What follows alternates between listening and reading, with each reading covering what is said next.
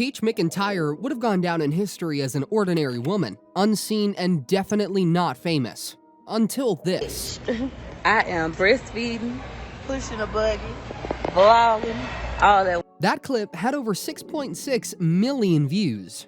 But this was only the calm preparing us for a great storm. As if the fraud narrative wasn't enough, from family hate to marrying a man who didn't love her and having 9 kids for the same man who intentionally got her pregnant so she could miss her college scholarship, Peach has seen it all. What's worse, since she was 18, her husband has consistently abused and cheated on her. Just like my fucking mama. He act just like my mama. I don't know. Outside of my great-grandmama, I don't know what it's like to be loved. Nobody in my family has ever liked me, and I ain't do nothing to them bitches but be born. Like, I ain't do nothing to them. Well, like, I can't believe this. And he was like, man, don't worry about that shit, blah, blah, blah. Y'all, we'll go to sleep. I get a feeling in my gut. They say, check that phone. Check that phone. Baby, I checked that phone. Wood done wrote Barbie, I want you now. When I tell y'all I lost it, when I tell y'all I was hurt so bad, I lost it. It's like every time you do this to me. Now, you'd think she'd leave his cheating ass after all this, but no. She only made more babies with him. You're probably wondering, how does this woman manage to make millions with all the lies and controversies? What price did she pay for all the fame and wealth? Let's find out together. Before the inevitable fame and viral name, Peach didn't grow up sheltered and protected like most girls her age. Born to a dysfunctional family with 23 siblings and 18 stepmoms, there was no way Peach could have an ordinary childhood. Family never felt like family, and the love was at a price, one she couldn't afford. I guess that's why Peach started hustling since she was only 6 years old.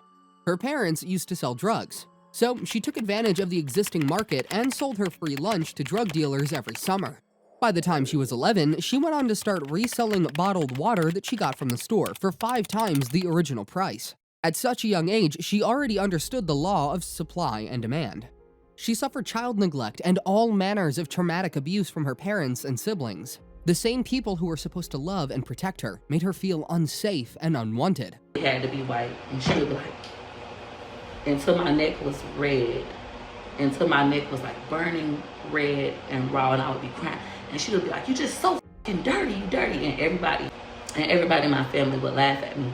Not only did my mom do that, but she would proceed through my adulthood to continue to call me dirty, even when I was clean, even though I cleaned her home, even when my home was clean and she would come visit, she would always make me feel like I was never clean. My house, it could be one bowl and say, you so fucking dirty, dirty, dirty. Continuing my series, showing you guys where I lived at in Tampa. So when I was growing up, I lived in this apartment upstairs with my mama, my brother, and my sister. And over here, oh my God, the memories. Living over here, it was horrible. Growing up that way, Peach learned to take care of herself early enough, which had its pros and cons. On one hand, it helped sharpen her entrepreneurial skills early. On the other, it was the bedrock of many bad decisions. Peach was only a teenager when she met her self-acclaimed first, last, and only love, Gregory Wood. Peach was delighted at the mere idea of being loved by someone. But what she never knew was that this relationship would be the bedrock of many bad decisions to come. So we have CPS at our house again. They just was here last week or a week and a half with the police. Now they're back. I'm just saying, I don't know if you're going to be posting anything. I can't post it. I've never heard I couldn't record your face. That's new news to me. For Peach Patch, a lot of you guys always want to know, where did you meet your husband, etc. Well, I met my husband at Chamberlain High School. It used to be home of the Chamberlain Chief. So anywho, the purpose of me telling you guys that story is like I was so heartbroken. And my best friend at the time, Milk, she told me I needed to move on. She was like, you keep talking about this boy, you keep crying about this boy. You need to move on, you need to move on. And she ended up lying and telling me that my current husband likes me. We used to eat lunch together. It used to be me, Milk, Dirty Daisha, sorry Daisha, I gotta stop calling you that. And then my husband and his friend Keith, we used to eat lunch together, but I wouldn't talk to anybody. So she would talk to everybody. I was just like so hurt, devastated. Definitely not talking to no hood boys. I'm more preppy. Well, one day she was like, girl, Greg like you. He is obsessed with you. And I was like, that boy don't like me. He never looks at me. I'm like, girl, he be talking to you. He never talked to me. And she was like, nuh-uh, girl. All he do when he talking to me, the whole time he talking to me, he's talking about you. So I'm like, what? Like, I never noticed him doing any of those things. That boy was not thinking about me. But anywho, I started looking at him then after she told me that. I started like paying attention. I was like, well, he's kind of cute. You know, she was like, but he got a baby. Like, you could talk to him, but don't get serious. Peach fat. I ended up I was in science. I was writing him a letter, and it wasn't coming out that great because I'm not really an artist. So one of my friends in science, she actually drew what I wanted to say, and it was a paper. It said, I see you watching me. So it was an I, and then a cute letter C, and then a U. I see you watching me with a watch. You might as well call me. And real small, it had my name and my phone number. And I knew my husband had hallway duty at the time. You know, when you're in high school, they hire you to be like one of the little crime watch kids. So I was like, I'm gonna act like I'm going to the bathroom and I'm gonna get this boy this note. And so when I walk out of class to go try to give him the note, my best friend at the time was also out of class in the hallway. And she was like, girl, what you doing? And I was like, I wrote him this note. She was like, oh, give it to him, give it to him. I'm like, I'm not going to give this boy this note. And she was like, girl, I'm going to give it to him, give it to him. And we ended up seeing him. And she gave him the note. And that night, my husband called me. And our first phone conversation went like this. Hello? Yeah, so when you want to fuck? Now that right there was a major red flag. That was a sign out of heaven to run. But unfortunately, she missed it big time. Instead of running away from this dude, she ran to him. And the crazy thing about this entire thing is the guy didn't even have feelings for her, and she knew. So Peach Fetch, when it comes to my husband not liking me initially, he says that he was just talking mess. Like, he liked me, he was just talking mess. But me personally, I feel like that boy did not like me. She knew that he didn't love her then. He probably still doesn't even love her now, but she kept him close. Even worse, she put her life on the line, sacrificed her dreams, her plans, everything for this dude who doesn't even care about her. Knowing full well she couldn't rely on her dysfunctional family for college and future plans, Peach went the extra mile to ensure that she got a scholarship. I will say though, sometimes I go back over that thought process that this man tricked me. But then again, I have to be fully accountable and say I tricked myself. I had a full ride scholarship to college. I've been knew about my husband's infidelities. We had got past that, right? When I was young. But when I got pregnant with Gregory McKay, I would say it was intentional on both parts. We have an argument about this conversation. He liked to say, you stop taking your birth control. Because I was responsible. Like, I've been talking about this to my husband for about a year and a half. Like, I'm going off to college. I'm going to be a teacher. I'm going to be a lawyer. Like, I'm going off to college. I worked so hard to get to that stage in my life. But as it was approaching, my husband started to be like, he said he gonna lose me. He said that I'm gonna go to college without him. What he gonna do without me? Things of that nature. So it made it where I didn't want to go off to college without him. I wanted to stay and be a family. I wanted to have a baby with him. Obviously, the girl had big dreams. She wanted to be a novelist, a teacher, and all that, but she threw it all away. Sacrificed everything to make this guy happy. But was he ever happy? No. Did he ever love or appreciate her as he ought to? No. Did he treat her like a queen? Hell no. What did he do in return? He was stingy and cheap. But he eventually started to like me, and he was just the sweetest. Like, when we talked on the phone the first time, so rude. I told y'all what he said initially. When we gonna fuck? When you want to fuck? Boy, what? I'm a virgin. You know, and he had to approach me differently after that. During those 9 months of us getting to know each other, I thought my husband was just the sweetest thing. He taught me how to drive, let me drive his car, pick up all my friends, take us to the house store, take me to McDonald's, let me get a couple items off the dollar menu. He always been stingy and cheap with me. Always. Stingy and cheap. See, another major red flag, but she turned a blind eye to it. You stop taking your birth control. Because I was responsible. Like, when I decided to have sex, I went and got birth control and everything prior to me even having sex. But as I was getting ready to go off to college, my senior year in high school, we know like this event is happening. I've been talking about this to my husband for about a year and a half. Like, I'm going off to college. I'm going to be a teacher. I'm going to be a lawyer. Like, I'm going off to college. I worked so hard to get to that stage in my life. But as it was approaching, my husband started to be like, he said he gonna lose me. He said that I'm gonna go to college without him. What he gonna do without me, things of that nature. So it made it where I didn't want to go off to college without him. I wanted to stay and be a family. I wanted to have a baby with him. So I stopped taking my birth control pills, and I told him that. And my husband, since his first child, has been super good at practicing safe sex. So we always use condoms, always, because we didn't want, no kind of issues. Well, when I told him that I stopped taking my birth control, he stopped utilizing condoms, and then Gregory McKay was conceived. And even with Gregory McKay, I could have still went off to college, but I wanted a family, and my mama also said that I couldn't take care of babies. I'm going to come back to that.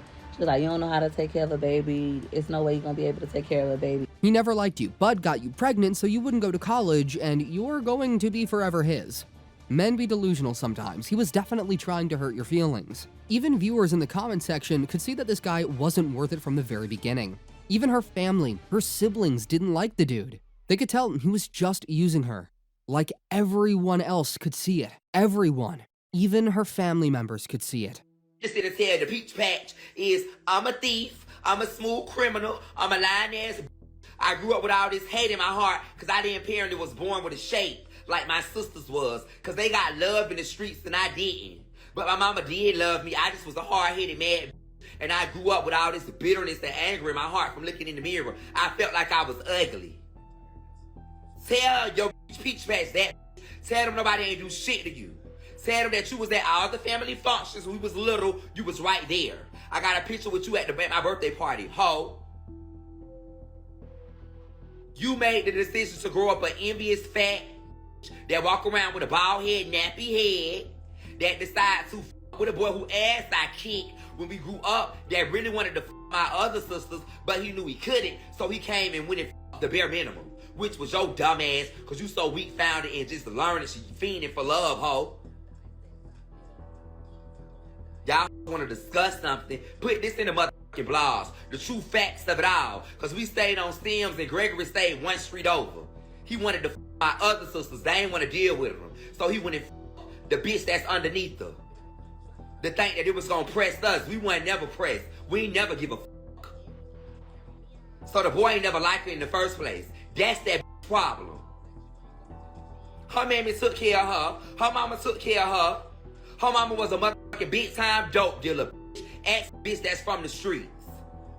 That girl ain't grow up without. Look at her sister, them. They went to school with new shoes and stuff all the time. Her sister on her mama's side, they went to school with brand new shoes all the time, boo. That hoe ain't grow up no less fortunate. Y'all hoes sit around and feel bad for wicked bitches and lying ass hoes that play these roles. And mind y'all taking y'all money, want a bitch to feel bad for them. Because they got a crooked, wicked mind. A bitch do to that girl. So, yeah, everyone clocked Wood's true intentions. Everyone except for Peach, of course. She was blinded by love. And really, it's hard to blame her because it seemed like she just needed to be loved by someone badly because she ain't got no love from home. At first, their relationship was all love and light until Peach found out that she was pregnant. That's when everything changed. With everything that she gave up to be with Wood, you'd expect him to respect her and support her as a young teenage mom. However, he did the complete opposite. Soon enough, their fairy tale love turned into their worst nightmare. After having Gregory McKay, I remember on Gregory McKay's first birthday party, my husband and I got into a fight because he kept being promiscuous, messing with all these girls. And I just was super sick of it. We weren't really together, but he came to Gregory's first birthday party. Well, I invited my high school boyfriend. So in high school, I had my own boyfriend that I used to make out with, but he was a dog, so he wouldn't have been no better choice than my husband, honestly. In hindsight, looking back, he was a no good, dirty dog. But we used to just make out. It never got past that. He came to Gregory McKay's birthday because we had started back communicating. And when my husband left with his friends and me and the boy was out there talking, Wood happened to drive back past for some odd reason, and he lost it. And he beat my ass, to be honest. Dragged me down the street by my house, by my hair, just like went crazy. Where was the boy? The boy had left, like, ain't got time for this. And that's when me and him went to have an altercation. I'm gonna say this time I did not punch him first or nothing. He just like lost it. I think that was our third fight, if I'm not mistaken. But anywho, during that altercation, there go Mr. Underwood. During that altercation, he was dragging me down the street by my house. And when he was dragging me down the street by my house, he told me that he never liked me. He just had a baby with me, so I wouldn't go off to college and leave him, and I'm gonna forever be his. Shortly, things got real tight and hard for Peach. She had a child to feed, with no job and no responsible husband or family support. It was just her against the world. Now, there were really dark days for Peach, and dark times are when we need love the most. But what did she get? Something unexpected. Yep, you heard that right. Even though he wasn't treating her right, she still kept having more babies with him. Worse still, he drove past her and their kids at a bus stop. Now, that's a whole new level of low. But Peach has always been a strong woman. She didn't allow it to weigh her down. She forged ahead and focused on making money so that she could care for her kids. She might not be perfect, but this woman loves her husband and her kids. And that's why she did the craziest and most unbelievable things to make him happy.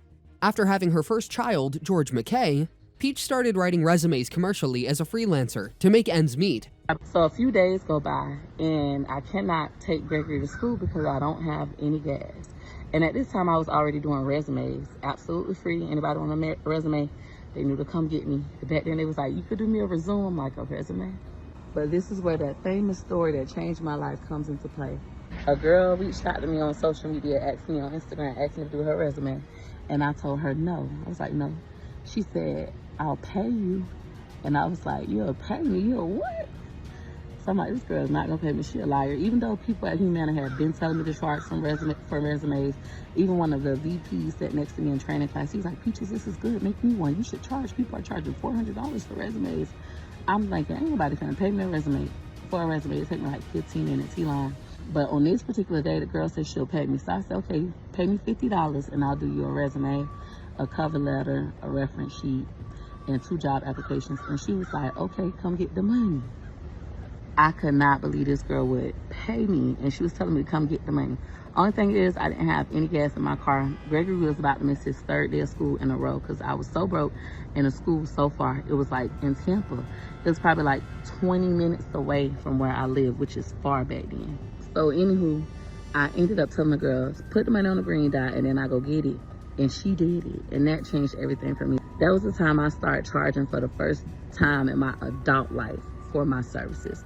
So I started making resumes and doing all kinds of stuff, getting people jobs. So Peach Fetch, I was right here in this house. She sent me the green dot card information. So I drove down the street to the gas station. I loaded up the green dot, went to the gas station, and then I ended up, you know, back in the day, they still do it. You take $1 when you use your debit card and you can get a full tank of gas you'll owe the bank in a couple days.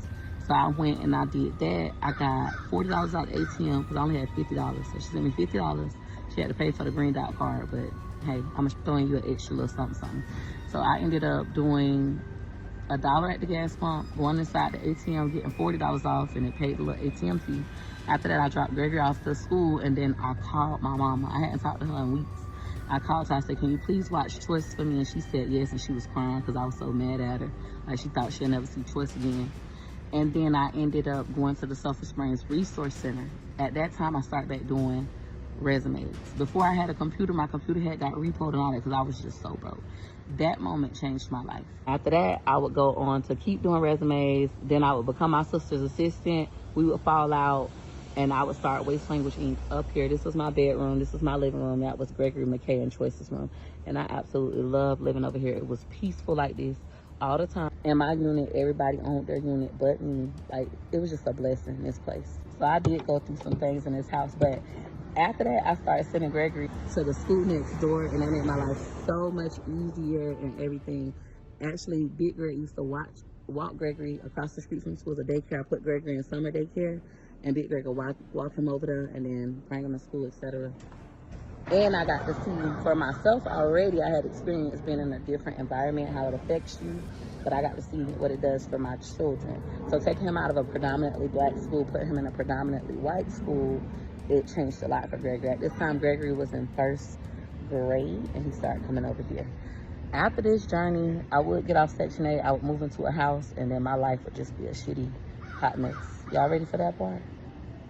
It was good for a while, until it wasn't. So she had to think of something better. Her next business idea would make her a millionaire, but also trigger a major fallout between her and her family. At the age of 25, Peach launched her first major business, Waste Language Inc., a waist trainer band. Sounds nice, right? Well, there's a little backstory. She actually stole the business idea from her sister. So Peach's sister had a waist trainer brand, and Peach was working for her. One minute, they had a fallout, and the next minute, Peach was setting up her own business. Just wanted love. So I called her back, and I was like, Tashara, you need to learn how to talk to people. What you said? She say, talk to people. No, how to talk to me. I'm your.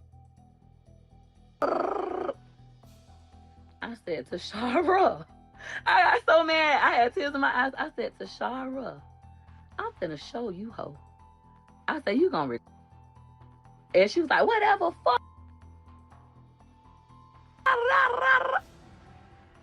I said, I'm gonna start my own business, and I'm gonna make more money than you. You gonna regret.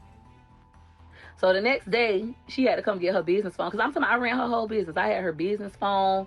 I know her vendor, the vendor that you guys can now get on my website, wakeupwithpeach.com. Full circle moment. Look how God is good.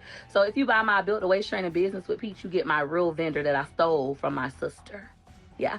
When her sister found out, of course, she was livid, triggering another family feud. But that didn't stop Peach from becoming a millionaire within just 6 months. Her business was booming. Of course, Wood came around and helped out. Everything seemed fine until it wasn't. Okay, let me tell you something. I am the wrong person. I am always going to be the wrong person. I don't give a how nobody feel about that. I tell people to leave me alone, leave me be. I don't like nobody. I only give a about my husband and my 9 kids. Because as soon as I give a and you try me, ho, I'm gonna go. All that this petty, no. I'm on go about me. You think you finna play with me, ho? You think you finna hit a lick and walk away and treat me like I'm nothing, call me assholes, touch me like this, and say what you could do to me? You could off me? No. I said, oh yeah, I said I could keep you. I said, because I was so tired. I was so tired. I ain't gonna lie, I was so tired, and my voice is damn near gone. I'm drained. But I whispered that to you. Because I helped you make money, ho, you out your mind. I'm one of them hoes that don't let it go. I'm never gonna let it go. It's gonna be 10, 20 years from now, ho, it's still gonna be on the motherfucking flow. I burn bridges. I never have to cross them again. I promise you, you finna pay a heavy price. Heavy price for offending me again and again and again when you could have been walked away. But no, you didn't want to. Not everybody gonna think I'm a maniac. I'm insane. It's crazy. That's why you don't do people wrong, ho. That spirit of greed that your mama say you had, you got it. You let your greed win, ho. Now you gotta pay up. It's a stick up. Faith and Riley, it's time to pay up. I already told you, it's not gonna be one of these, though. I'm not a fighter. I don't fight. I can't fight. It's gonna be one of these. Get smart, ho. Get strong. Become more strategic. Them hoes you got coaching you, they ain't strong enough. None of you bitches have read enough. None of you bitches have enough experience. Oh, it's about to get good. Peach Patch, buckle up and comment down below if you're ready. She went from millions to zero overnight. The wealth left just as fast as it came. Why? You may wonder. Well, for many reasons, one of them being her husband's gambling addiction. I'll get to that soon. Anyways, after her business crashed, things got really tough for Peach. Really, really tough. It was so bad that she needed food stamps to feed herself and her children. What was Wood doing at this time? Nothing. She went back to zero with no help from her family, both nuclear and extended, who were nowhere to be found. Hey, My baby daddy didn't save me, which is Wood, my husband. That ain't saved me. My mama didn't save me. Them made me feel worse. They kicked me while I was down. That's all the fuck they did. They made me feel worse. Notice how it wasn't just only her family. Wood was guilty too, but somehow she forgave Wood and held a grudge against her family to date. You know I'm a single mom. I'm like, well, I ain't coming to Tampa. Well, you could just PayPal me, and I just send her the money. When I went broke, and I was angry about this for years. When I went broke, Sandria, you on here. You ain't even offered to feed me or my kids. All the things I did for you and your children, the places I took you, the money I gave you, the shoes I bought when you would call, you ain't even offered to feed me. Income was too high, and I ain't had no more money. I done gave it all away. I ain't got no money. And I'm back at the bottom, and I can't get food stamps, and we don't qualify for free lunch because they say I make too much money, and I can't stop making money because if I stop making money, I can't pay my rent. Sandra, you never offered my baby a lunch, and you had food.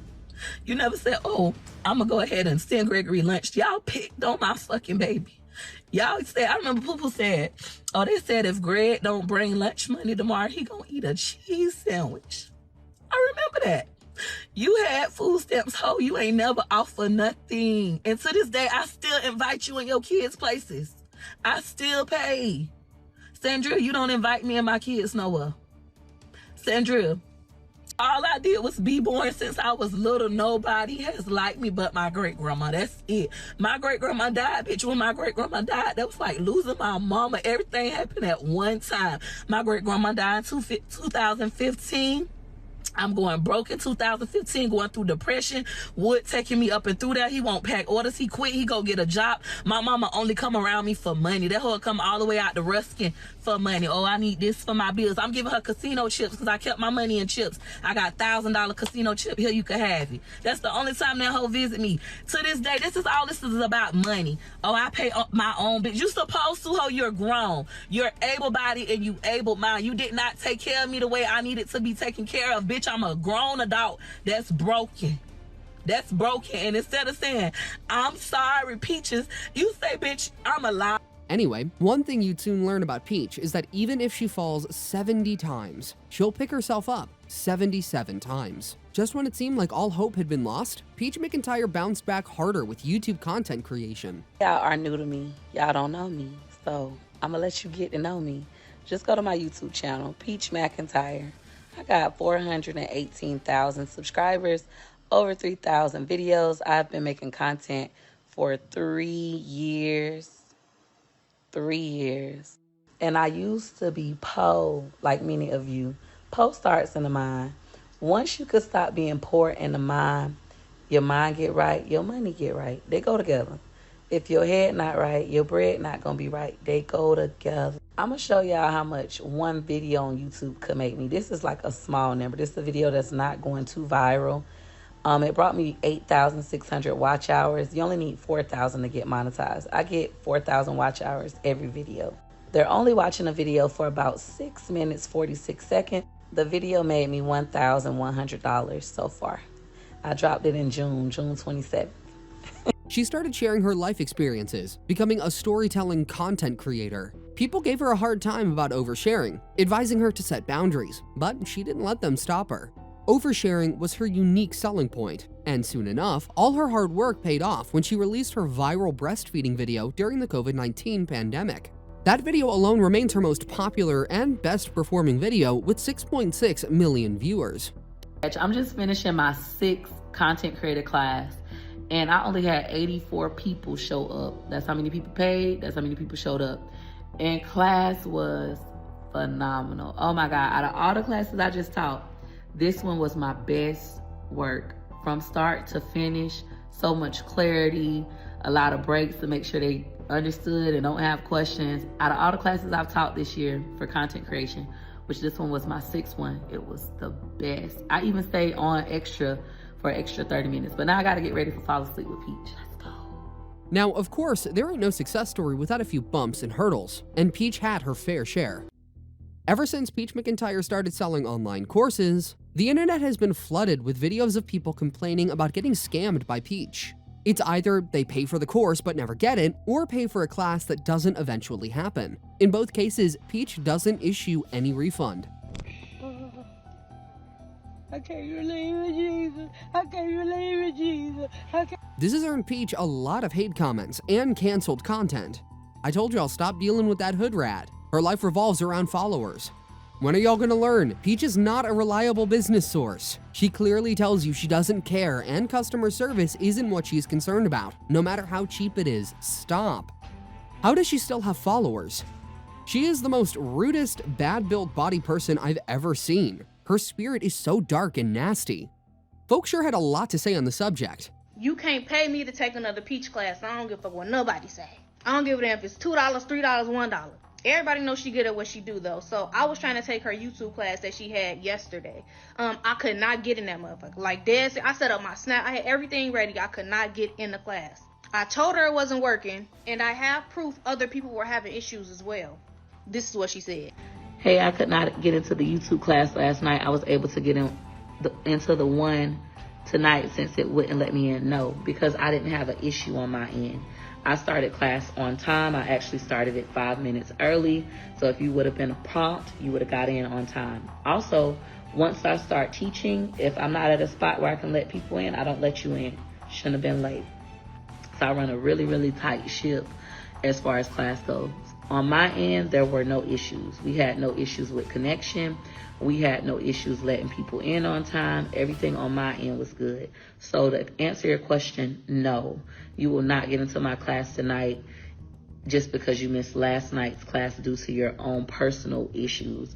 Whether it was a user issue, you don't know how to navigate, or it was you didn't know how to view your ticket information. That's all a user issue, or you forgot about it.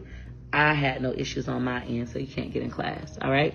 Now, let me show you the other people who were, in fact, having issues. And she just said, if you were late, which I was not, I was 10 minutes early, actually. I had set up my food. I had everything ready and set up to listen. So I was early, and then I had got off of it because I seen it wasn't letting me in. I went back on it 10 minutes after, and it wasn't still letting me in.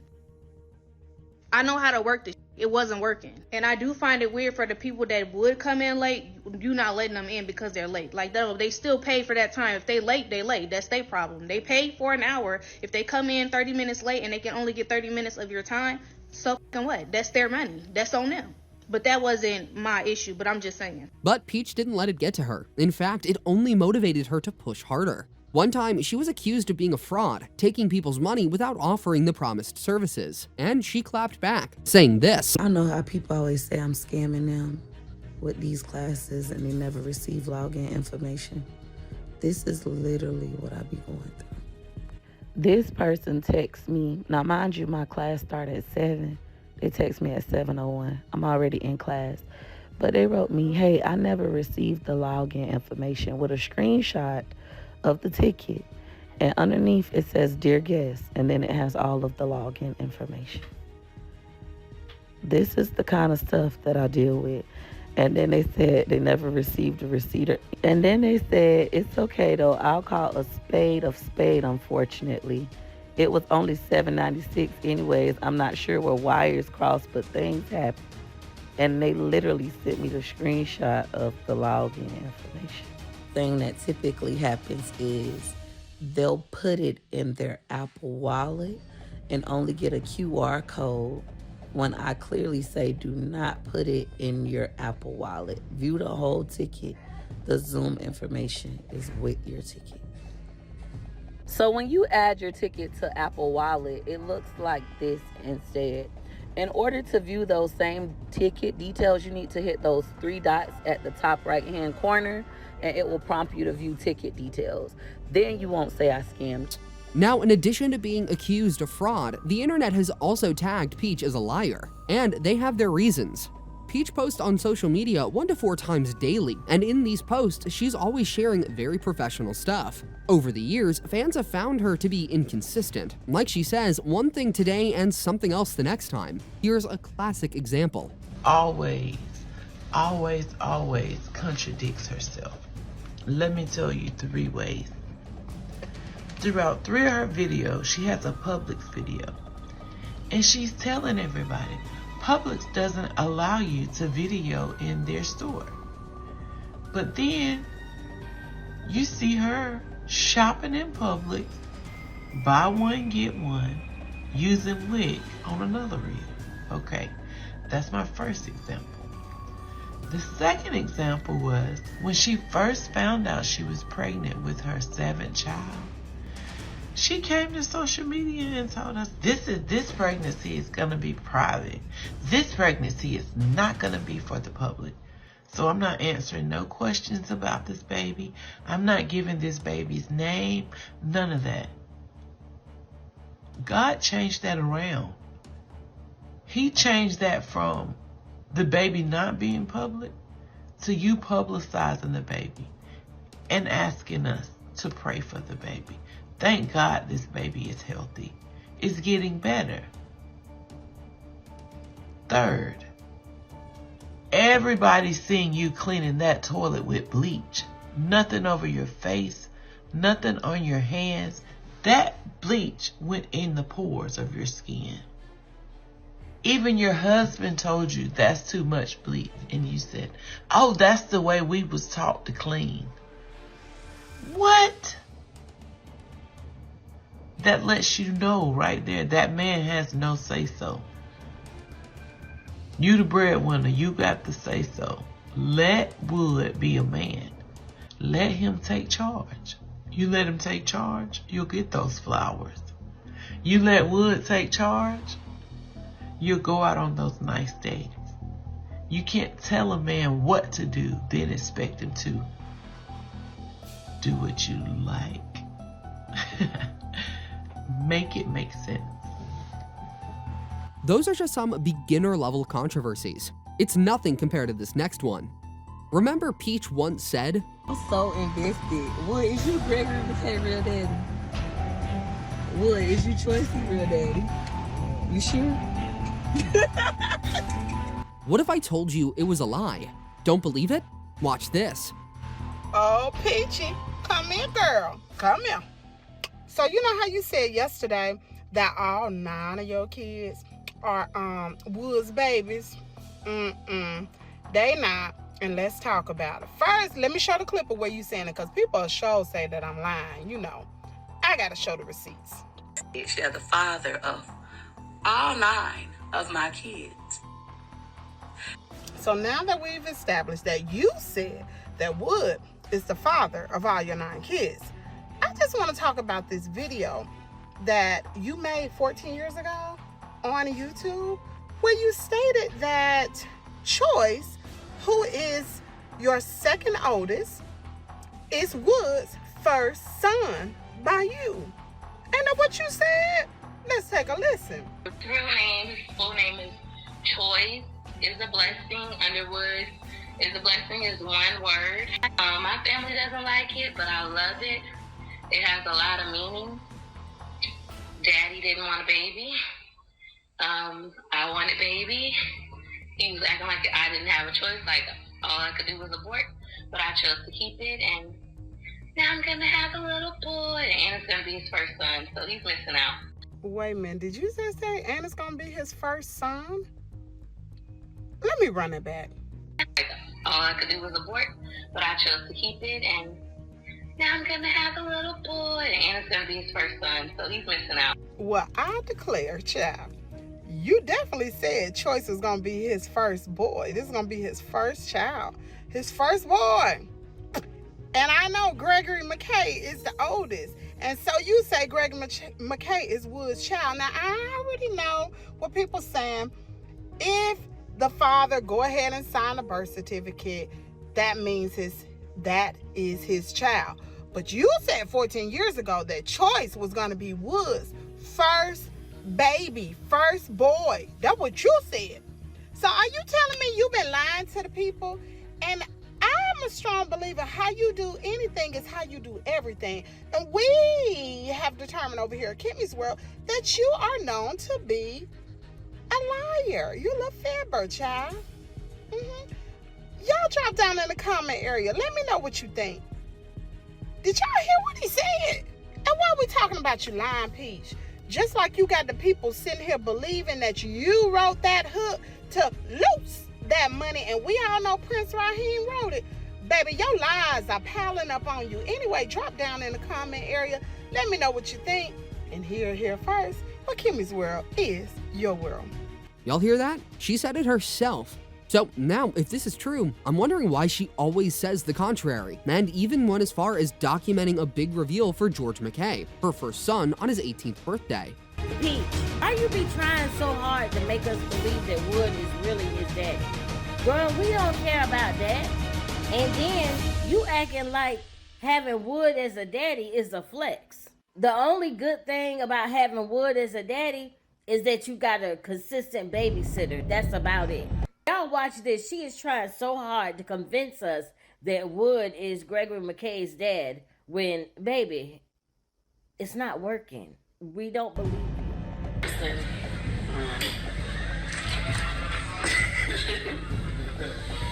So, Peach Patch, today we will be telling Gregory McKay who his birth father is.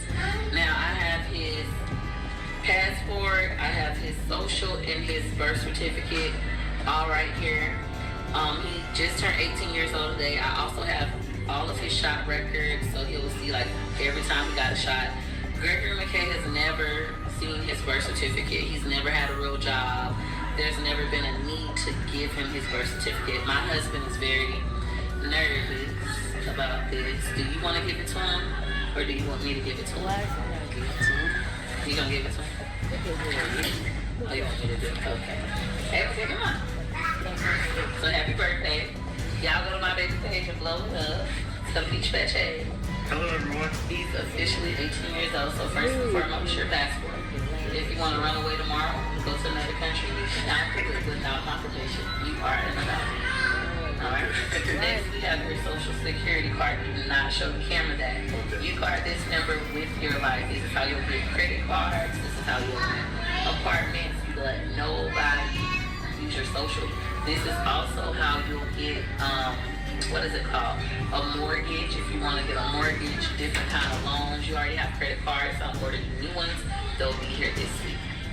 Then we have your birth certificate, which you want to talk about it, Wood? You want to tell him about it first?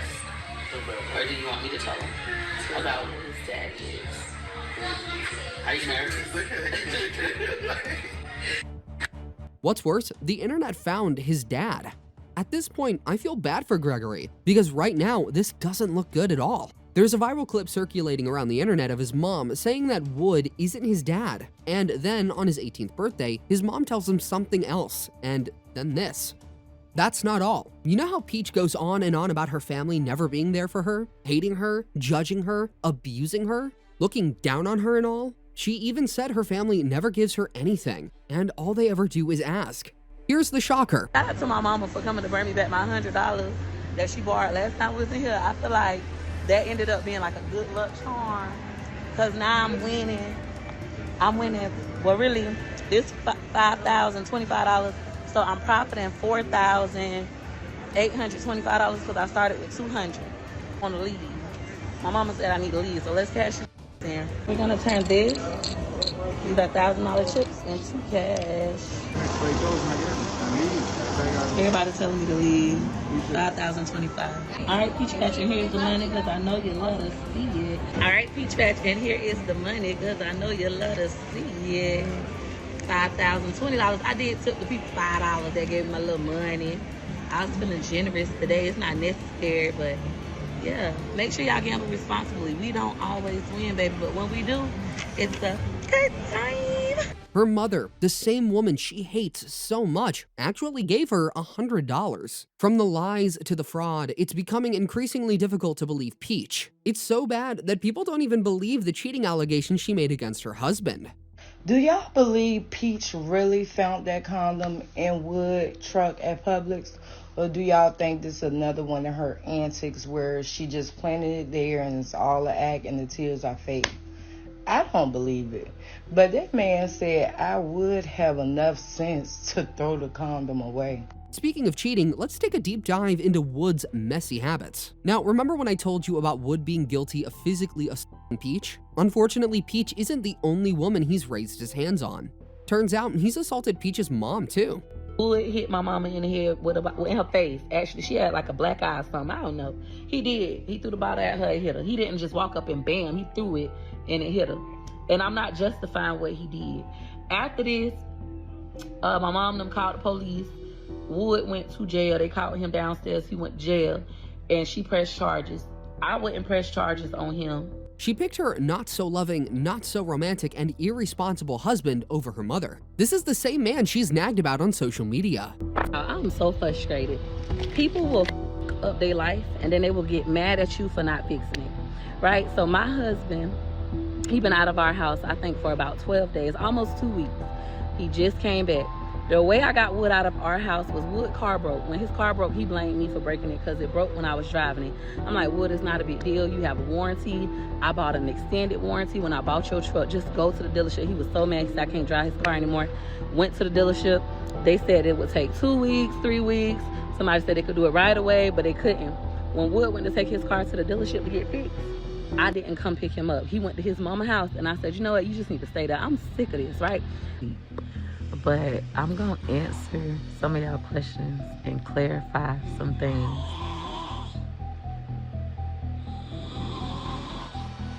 At least I'm going to try. She said that she's tired of being married to him. She says they aren't compatible. She said he's a bum, but she still wouldn't leave him even after he hit her mother, even after he's cheated on her over and over again. Peach Patch, karma work faster than the mother, don't it? Everybody know I don't love nothing in this world but my husband and 9 kids. And they say that my husband was out last night cheating on me. And everybody know, Wood, you go out every Friday. That's why I don't work Fridays, because I be wanting to make sure you get your break. You been with the kids all week. You go out almost every Friday unless we out of town. Other than that, you go out. Now, all day, everybody been saying my husband was in the Springs. Is it the Springs? I began to accept it. He cheats on me. I don't know who. It could be a man. I don't know where. It could be in a van. But he cheats on me. And I stay. Once I accepted that he cheats and I stay, it don't bother me no more. Now that it don't bother me, I don't care. It could be a man.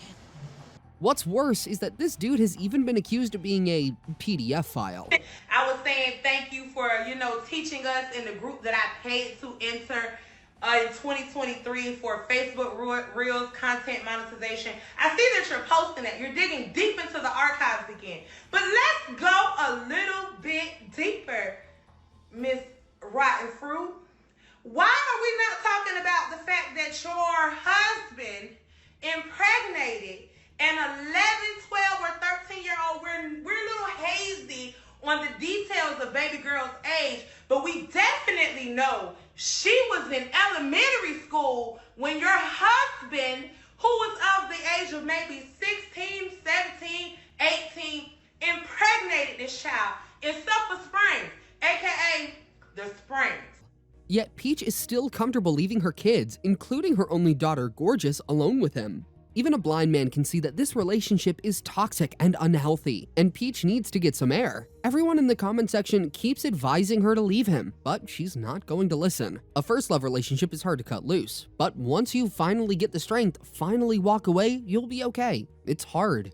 It's not love, it's obsession and being comfortable. When she said, "When are you going to realize you will never be enough for the wrong person?" Woo, chill.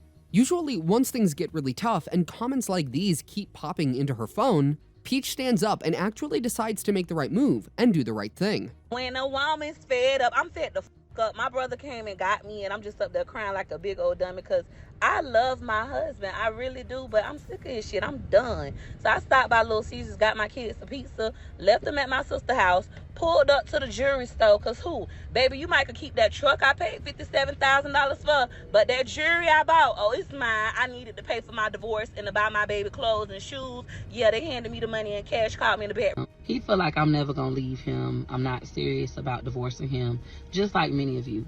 But I just want you all to know I am serious. I really want to leave my husband. and I truly want to get divorced. I am divorcing this man. I've been with my husband since I was 16 years old, 18 years of my life. I'm 34 years old now. We've been together off and on since I was age 16. I lost my virginity to my husband. All 7 of my children are from my husband. We've been broke together, rich together, you know, all that good stuff. At the current moment in my life, I'm trying to divorce my husband.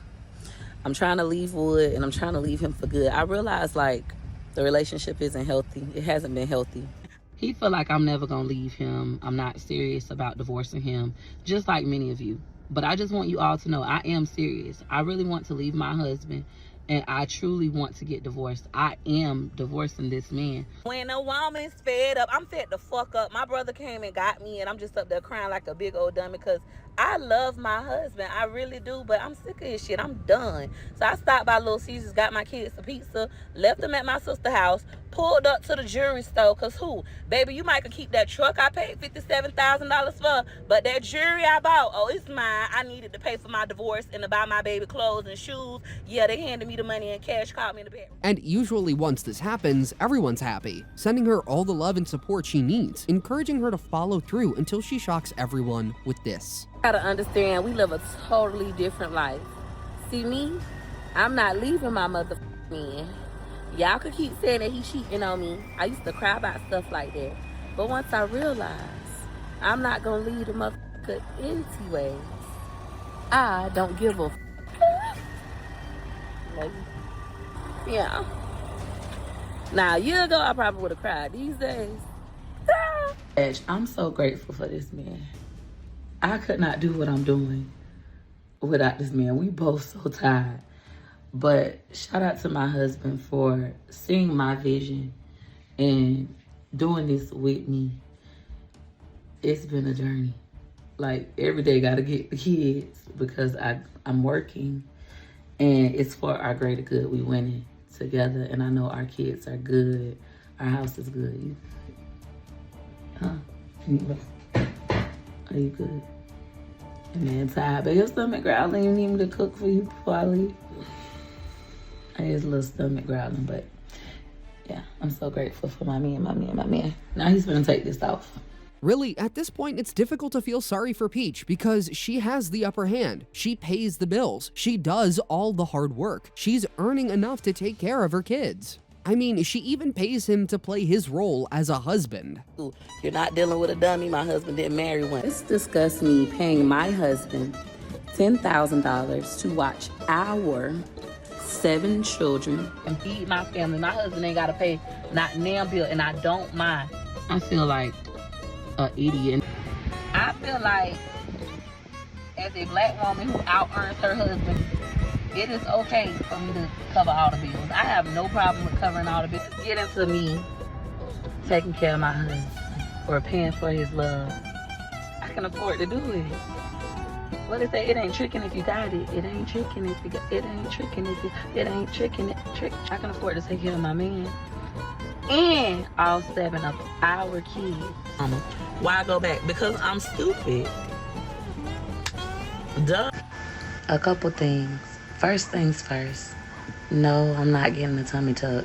I feel like that is crazy. Y'all just was talking about how DC Fly Young wife was crazy to go get her body done, and now she passed away. But now I post a picture of my body, y'all, my comments like, ooh, you need a tummy tuck. Are you gonna get a tummy tuck? You need a gastric bypass. Craziness. That's one. Number 2, yes, my husband is posting more on social media. It's our job. He should. I actually talked to him about it. This is his Facebook page. He has 90,000 followers. Normally I help him. I'm not helping him. Put in the work. This is a huge opportunity. You either want it or you don't want it. You want jewelry or not? Second Facebook page, 48,000 followers. His wife is the social media fairy godmother. And lastly, YouTube, 60,800 subscribers. The opportunity of a lifetime.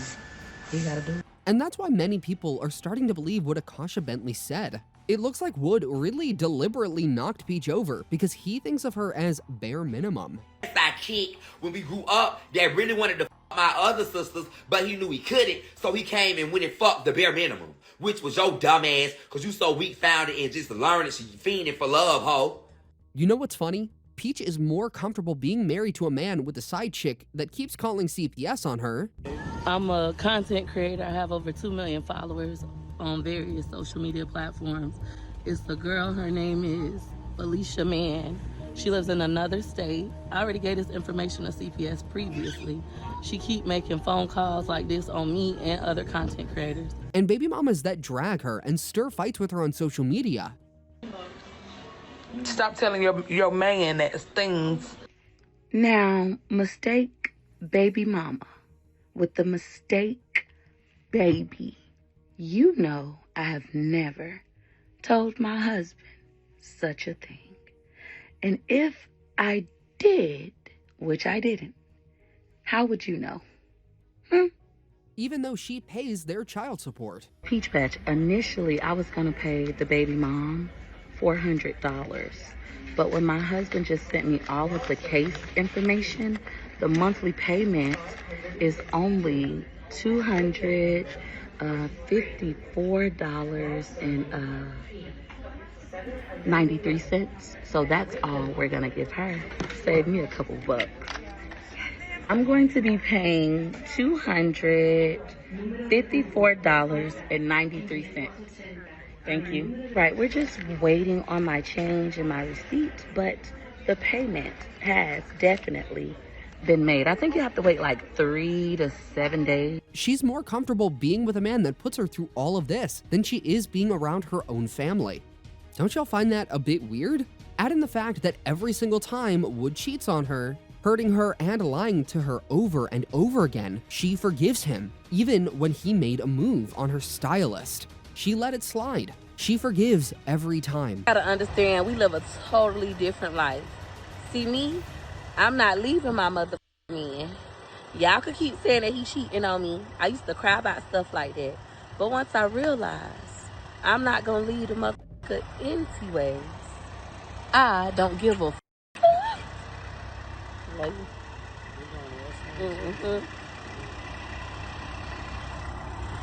Yeah. Now, a year ago, I probably would have cried. These days, But she would never forgive her mother, her father, or her siblings. Why? Could the rumors be true? Is Wood really the father of Peach's sister's kid? Is it true? Peach's family has stirred up so much trouble on social media. Her family is just as infamous as she is at this point. And they're mostly famous for fighting and cussing at each other, but things weren't always this way. Not too long ago, they were all cool. this is Peach and my mama Tracy. Today she gonna be making homemade macaroni. Expensive homemade macaroni. Homemade macaroni costs a lot of money to make. So she already been boiling her water. She put some butter in there. Now she's gonna drop rigatoni noodles. That's what she prefers to use. That's 1 box. Yes, baby. 2 box. 3 box. And 4. Hey, Miss Vonda girl. My mom say she finally ready to take YouTube serious. So if you go to my community tab, y'all can subscribe to her channel. I'm gonna be making some cooking videos for her with my camera. What's up, what's up, what's up? Hey, L Ward. Light. Go take it to lunch, Mom. So she put 4 boxes of noodles, rigatoni noodles. Hey, Miss Christine. What's up, everybody? So y'all go subscribe to my mama's channel. Let's try to get her to 1,000 subscribers today. She say she ain't working overtime. She ain't getting no second job. She ready to just go ahead and do YouTube. She even bought her stepdad a car once. She was like, hey, that's your money. Do whatever you want to do. I wanted to go ahead and get my father, a.k.a. my stepdaddy, a car because at the time my mom only had 1 vehicle. Their only vehicle was my mom's car. My stepdaddy didn't have a car, and they were using that 1 vehicle to get to and from work. If my mom's car is in the shop and will be out in a couple days, I might as well just get him a car so they can have 2 vehicles. But how did Peach switch from all lovey-dovey grow my mom's page to 1K subscribers to this? Just opening up this package. I just ripped off the top. Let's see who it's from. It says, hey, Peach. Hey, Peachy Peach. The journal is for you to write your goals and aspirations in. Spoken dreams come true. I am proud of you. Sending love from Tennessee, Molly's mom. Thank you, Miss Sonia. Miss Sonia, you is spoiling the heck out of me. Whatever her family might have done, one would expect her to extend the same grace and forgiveness she gives Wood to them, right? Well, she didn't. In fact, she started out in a full-blown war against them. That's why I wouldn't take my brother's son. Nope. I called CPS on my brother. Absolutely did. Won't nobody get the little boy. This little boy getting out of school ain't got nowhere to go. My mama won't get him. His grandma and them on his mama's side don't want him. You won't get him consistently and be a father. Yes, I called CPS on you. Only that, I told you before I called, Edward. Get your child. Your child has seen more stuff than my kids. My kids, y'all can say, yes, I went to a homeless shelter about a. Yes, I done went crazy and lost my mind about a. But I have never abandoned my children. Your son done seen more stuff than my kids. I can't take him in my house and he done experienced so much. Remember, Drill don't want your son around her son. Remember that? And that's because of child on child. If he's already abusing other children, that means somebody most likely abused him.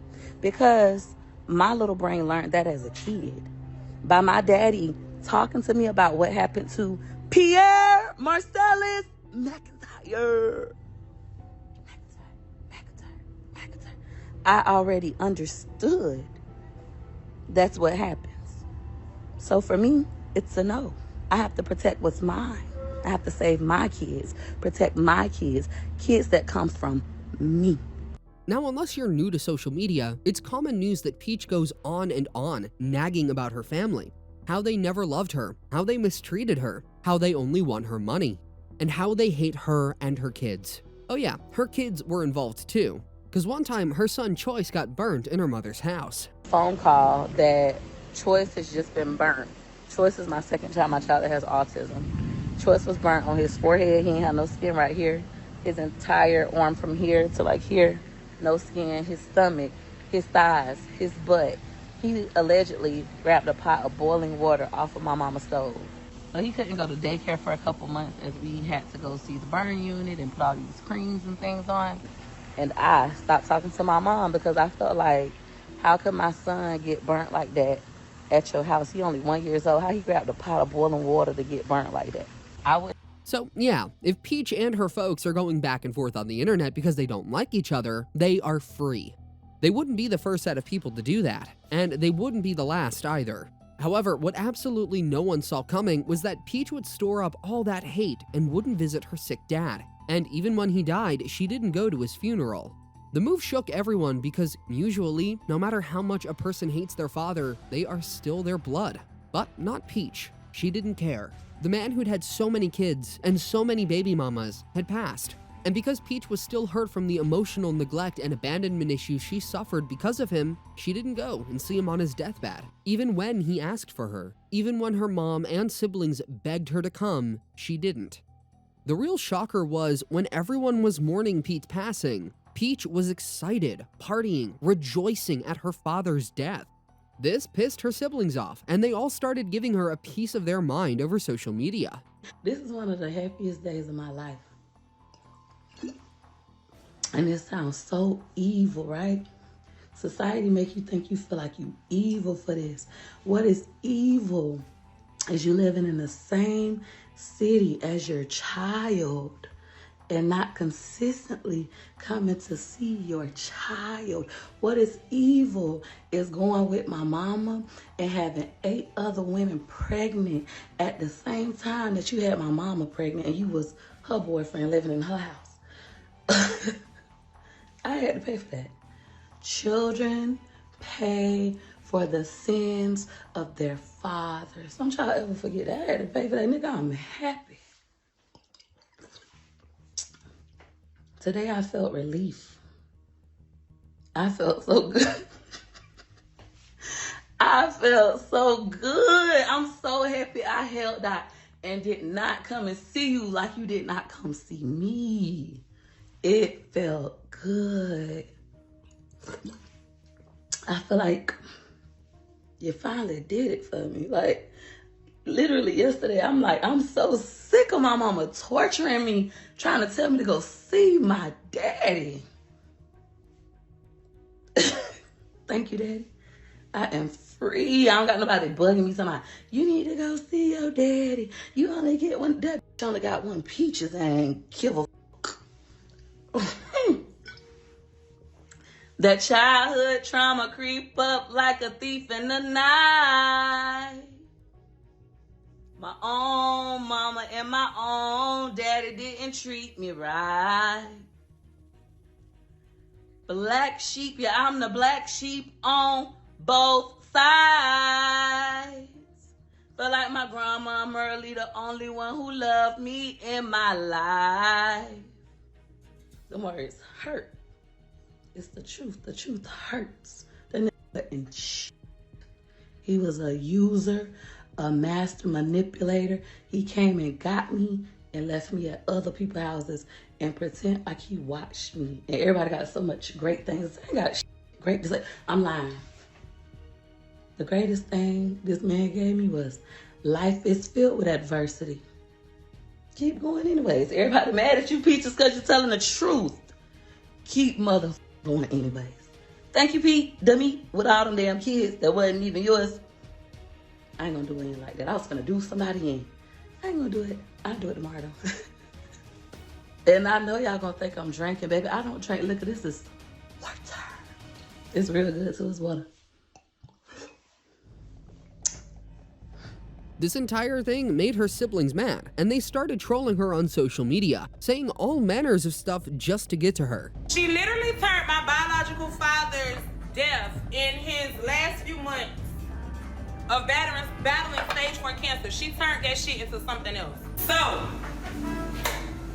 my problem with Peach McIntyre came in 2023. It might have been July or August. She made a video, made a post on Facebook. I was still following her at this time on Facebook. She made a post saying, my mom called me and told me that my dad is dying and I needed to go see him.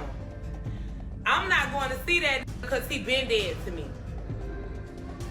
At this point, my biological father had been battling stage 4 cancer that had metastasized and moved all over his body for 3 years.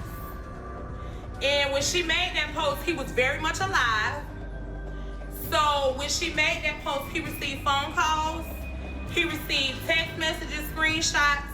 I called him personally to say, hey, did you see anything on social media today? And he told me yes. I was like, listen, don't let that make you feel no kind of way. I can show y'all screenshots where this man kept messaging and saying stuff like he just wanted his kids to come together. Like, that was his biggest thing. He wanted his kids to form bonds, right? Y'all want some real shit? Like, some real shit? Instead of all that long stomach hoe saying, and y'all believe everything she motherfucking say, the lies she sit on here and spew by her motherfucking family. So, I'm gonna address this, and I'm gonna address this one time only. One, that little post, yeah, it pissed everybody off. What Peach McIntyre made. That little post about her daddy and all that pissed everybody off. Because of the simple fact, one, this man died. Like, all the shit she said about our daddy, that shit ain't true. Man, that man been a part of her life since day one. He wasn't a great father, but that man did what he could when he could. He had 24 kids. That's that. It doesn't matter. I'm gonna let y'all in on something. One, her dad decided don't f with her. Because she stole all her business blueprint. Okay, how many siblings do you have? My daddy has 21 kids. Woo! So he was the daddy was a Rolling Stone, you guys. Yes. The daddy really was a Rolling Stone. Now that we are actually on siblings, I know you have a long time running feud with your half sister, correct? Peach McIntyre? That's definitely not my sister. Isn't that your dad's child? That's my daddy's daughter. So, correct me if I'm wrong, you guys, because the 31 years that I've been on this earth, I thought when a man has a child, a few children, they are siblings. So is that your sibling? So that's my daddy's child. That's not my sister.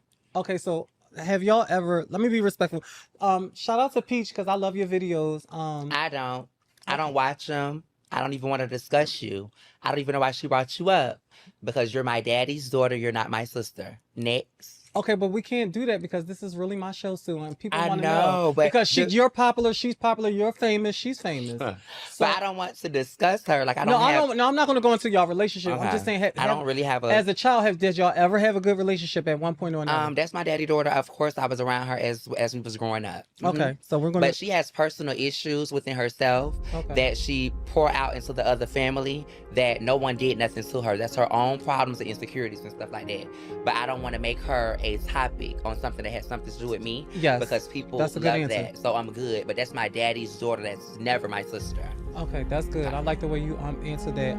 Okay, so if Peach could forgive Wood for cheating on her when she was pregnant, a peach patch. Why just the lady putting the groceries in my husband's truck? And look at this.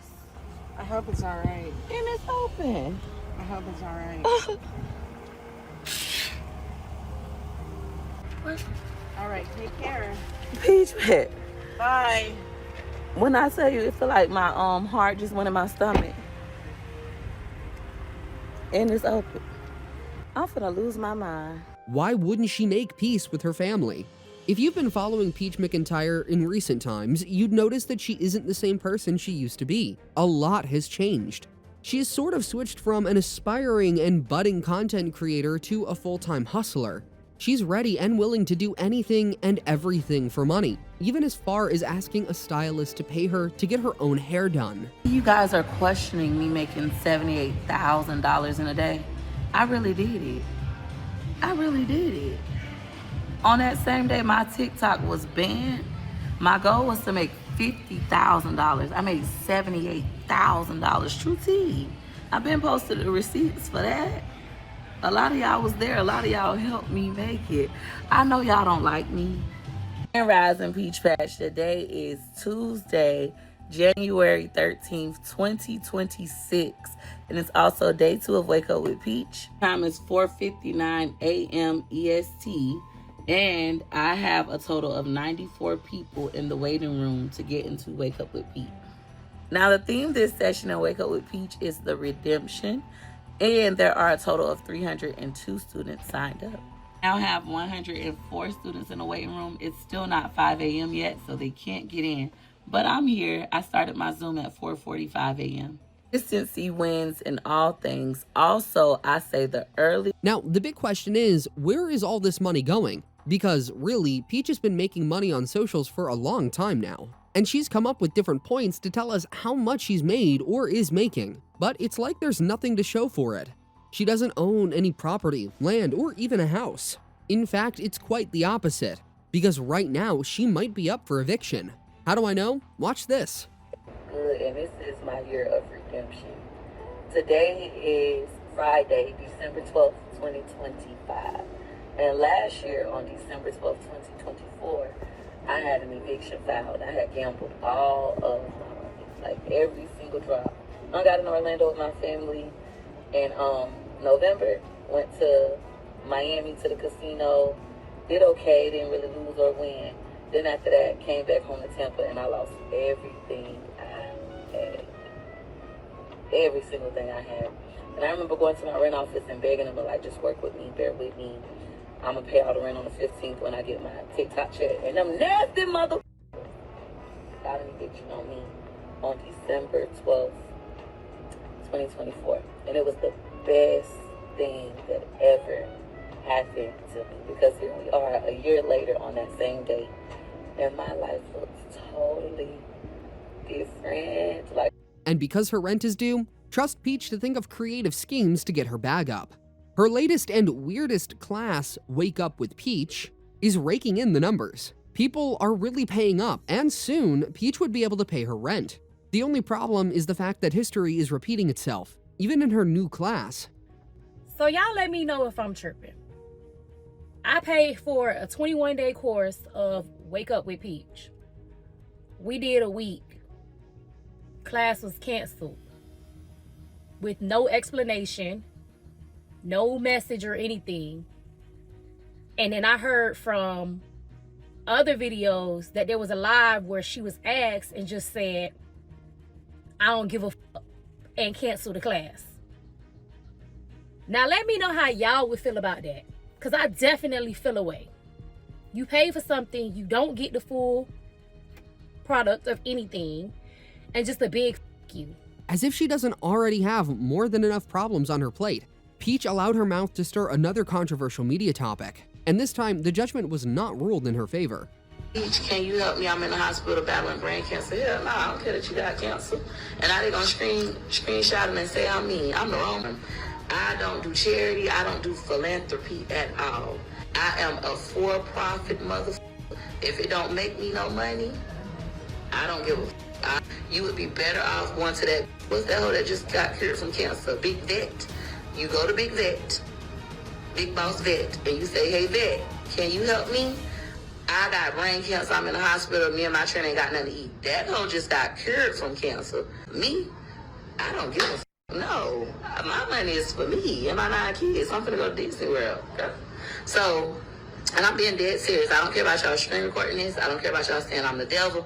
I don't care about y'all saying I'm mean, I'm cruel. I don't give a fuck. I bet she would care if Wood got cancer. I would. That's my husband. But she's a stranger. I don't know her. I don't give a fuck. It's no difference than, this is the problem. You hoes are so used to lying. You like to be lied to. Fine. To please you all, I'll lie. I'm so sorry. I shouldn't have said that. I'm sorry to hear that you have cancer. Unfortunately, I can't send you anything in the hospital because I'm broke. However, when I get back on my feet, I'm gonna look out for you. I'll remember you. I wish you the best on your journey with cancer. I'm gonna say a prayer for you. My truest, sincerest, deepest condolences. Peach Patch, we're all gonna send prayers. And then after I say that, anyways, I need to sell 8 more seats to my class.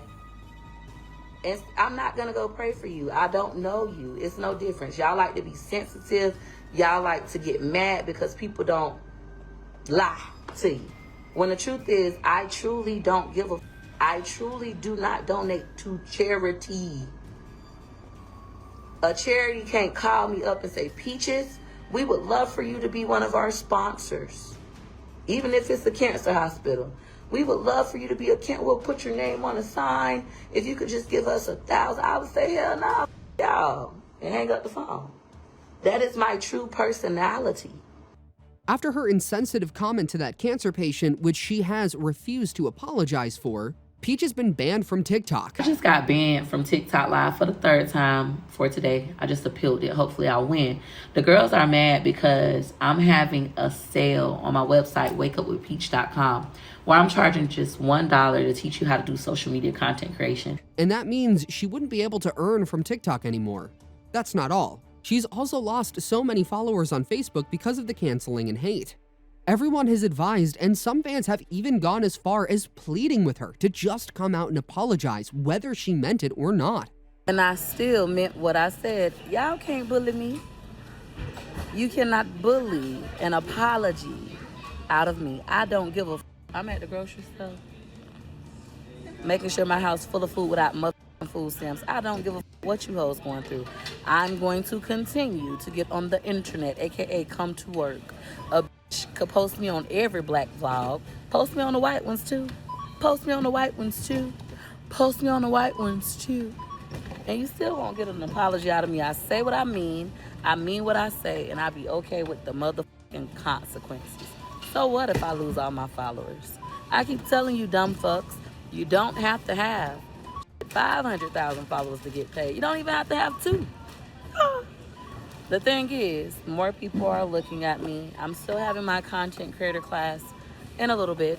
My house is literally filled with food.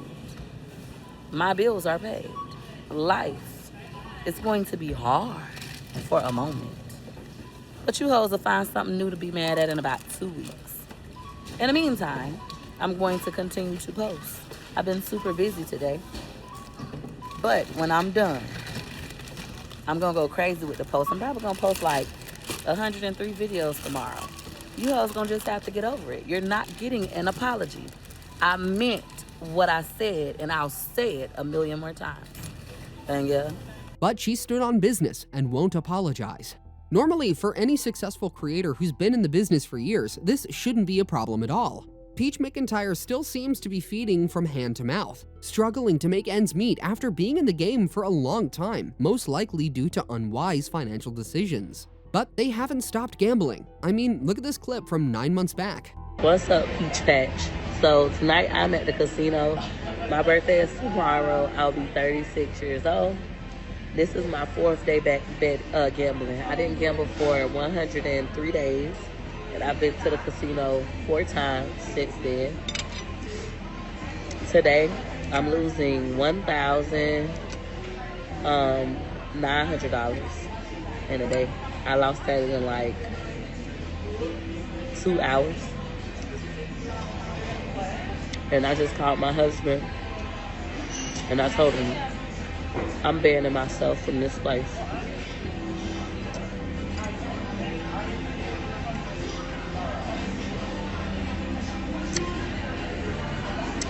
I can feel myself getting sucked back in. I feel like I have control of this, right? I just made it to 103 days of not gambling. And since I started back, I don't come every day. But today, losing $1,900.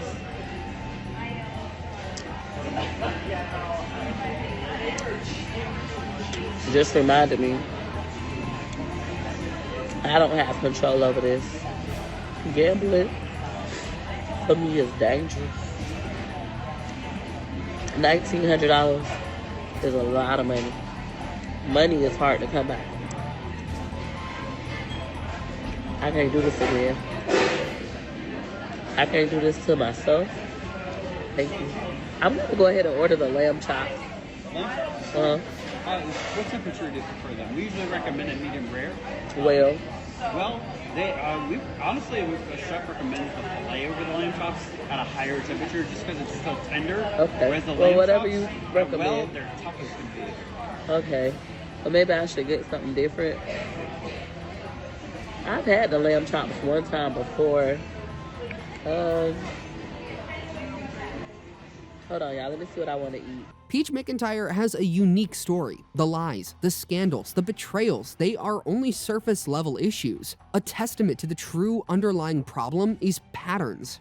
She was still a victim of patterns from family drama. The cheating husband, to contrast random CPS visits to gambling and always needing money.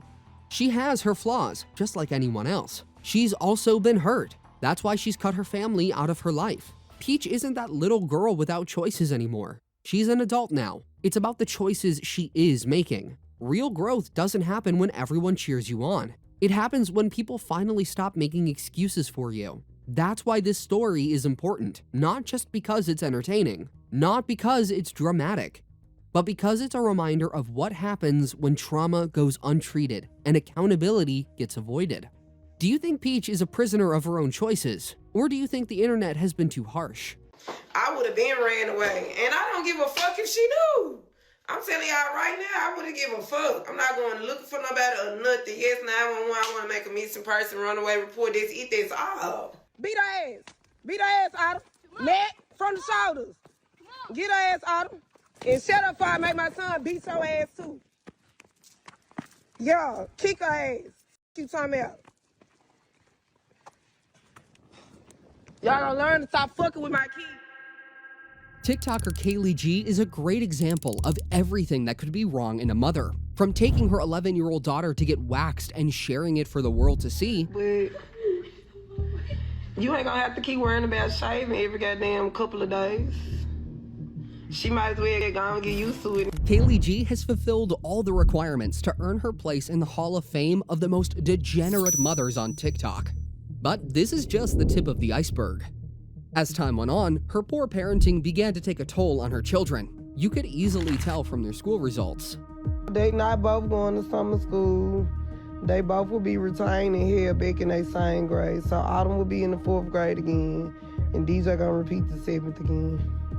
Yeah, they gonna repeat their grade because, you know, sometimes it's hard, and I get that. I'm one of them parents that get it. I understand it. Sometimes school be hard.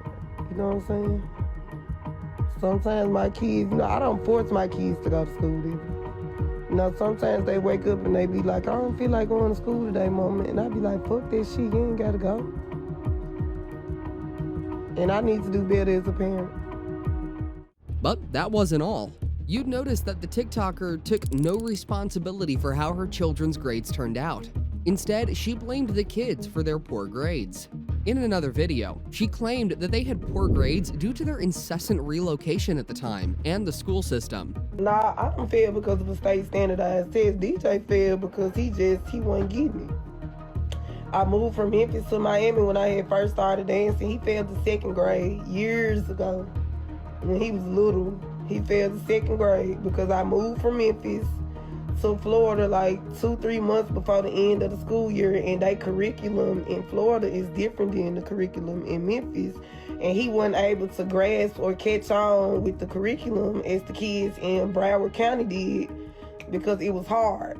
Going from 4+4 to pre-algebra is hard, so he couldn't get the shit, so he failed.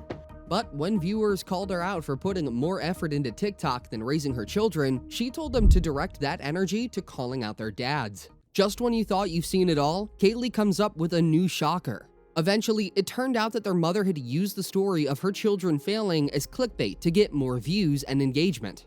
In another live video, she revealed that it was all a lie. In other words, she used her children for clout. Now, y'all need to apologize to Autumn and DJ. I'll show y'all DJ report card too.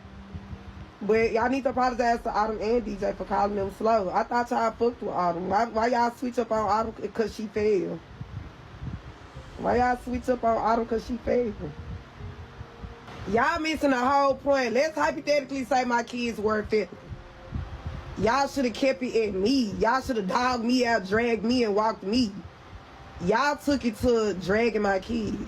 But if I get to get on this internet and talking about somebody else's kids, I need to apologize. Y'all should have just kept it at me, but it's stop bringing kids into shit. Stop talking about kids. Y'all be biased as fuck on this internet, fool. No. Kaylee never liked motherhood, and in fact, did not hide it.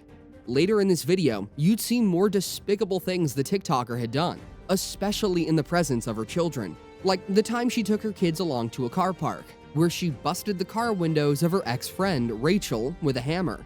Keep doing it. Yeah, you're going to jail. You're going to jail. You're going to jail. Keep doing it, ho. Keep doing it. Thank you for license and insurance. Thank you for license and insurance. Thank you for license and insurance, bitch. I ain't worried, ho. For others, the height of it was the time that Kaylee took her daughter, Autumn, to go find her alleged bully. She recorded the video and posted it onto multiple social media sites, which raised questions about whether she took the gesture to encourage her daughter to defend herself and stand up for herself, or to chase clout, as she often has done with her children. Beat her ass. Beat her ass, Autumn. Neck from the shoulders. Get her ass, Autumn. Uppercut. Uppercut. If you find this blatant style of parenting disturbing, buckle up. Because Kaylee's constant act of setting up her children and putting everything about them online will leave you disgusted. We're talking about using her children to get engagement and cheap likes online. And while y'all talking about me, y'all getting me paid. No. Oh. Clocky. And the story ends following the same script. Kaylee complaining about how difficult raising kids is, her baby daddy issues, and that she could bring up her children anyhow she wants, leaving out the part where she is a bad mother and could do better in raising her kids. Keisha Rogers, you just joined the live. Don't get on here asking me about no kids you don't see me with. Why are you concerned about my kids? You got some money, you got some child support? How you done ruin my whole motherfucking vibe? Talking about some kids. This shit threw me up. It's a surprise how a family vlogger who blessed the internet with the unfiltered and often unspoken parts of parenting would one day become a shadow of herself and everything she once stood for. No more. A lot of people can't accept that, and people got to understand life changes people. No, I did not used to be this gangster ass, tough ass girl. This is the story of Kaylee G. For those who don't know, Kaylee G's original name was April Rogers. According to her, it's why she named her children after seasons, winter and autumn. April is my name. That's my name. My real name is April. And that's why my daughters are seasons, autumn and winter. Kaylee changed her name because she was named after her mother. And if there's one thing we all know about Kaylee G, it's that she doesn't like her mother. At least from all that she said about her mother online. I didn't want people calling me this shit no more, and I didn't like nobody calling me April because I'm named after my mom. I gave my mom a whole name, and I don't like her. I still don't like her, so I just hate when people call me that. That's why I don't like April, and I get irritated when somebody calls me this shit. So going to therapy, my therapist was like, you could give yourself an alter ego name. Like, if you was standing in the mirror looking at yourself, what would you call yourself? And I was like, I don't know, I look like a Kaylee. And she was like, okay, well, that's you Kaylee. So at first I was just using Kaylee. Then when I had went on the TV show, the little AR the Mermaid bitch, she had gave me the G. Kaylee G's live streams have always been full of fights, chaos, and family drama. Her parenting style is heavily criticized by her followers and audience. It's just very tasteless and very classless, and I just can't respect putting your child at risk of any type of bullying, public scrutiny, whatever the case may be, at the expense of clicks, likes, and views. That's lame, that's corny, boo, throwing tomatoes. And it's weird, it's so weird.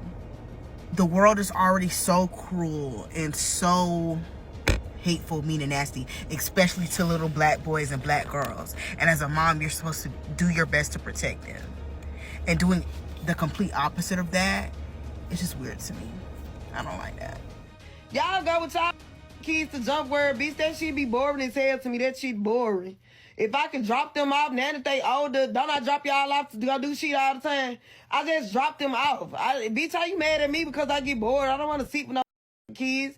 All them snot nose ass kids running around. My body don't create white blood cells. All them kids gonna give me sick and shit. I don't want to be up in on none of that shit. I don't want to go to Incredible Pizza, Chuck E. Cheese, none of that shit. That shit be boring as hell. Like, I don't even see how y'all do. Like, dead ass, I take them in jump where y'all, and it's like a big trampoline, like, building. They just jumping and jumping, kids running back and forth. I don't know, y'all, it really make me uncomfortable. I be uncomfortable. Like, when kids be running up to me, I be nice to them, but it kill me. I swear to God, it be killing me. I really be wanting to tell them kids, get the fuck off of me. It's not running all down their nose and shit, and then some of them probably be coughing or some shit, and I gotta play it off and be like, oh, cute baby. I really be wanting to be like, bro, can you get your kid? Why do y'all do that, fool? Y'all be seeing y'all kid all up in the motherfucking face, like, get y'all kid. Like, the baby, like, ain't nothing wrong with it. I'm talking about, like, baby coughing, nose running, crust around the rim of this Memphis. That's how them kids be looking. Crust around the rim of the nose and shit, and they all up on me.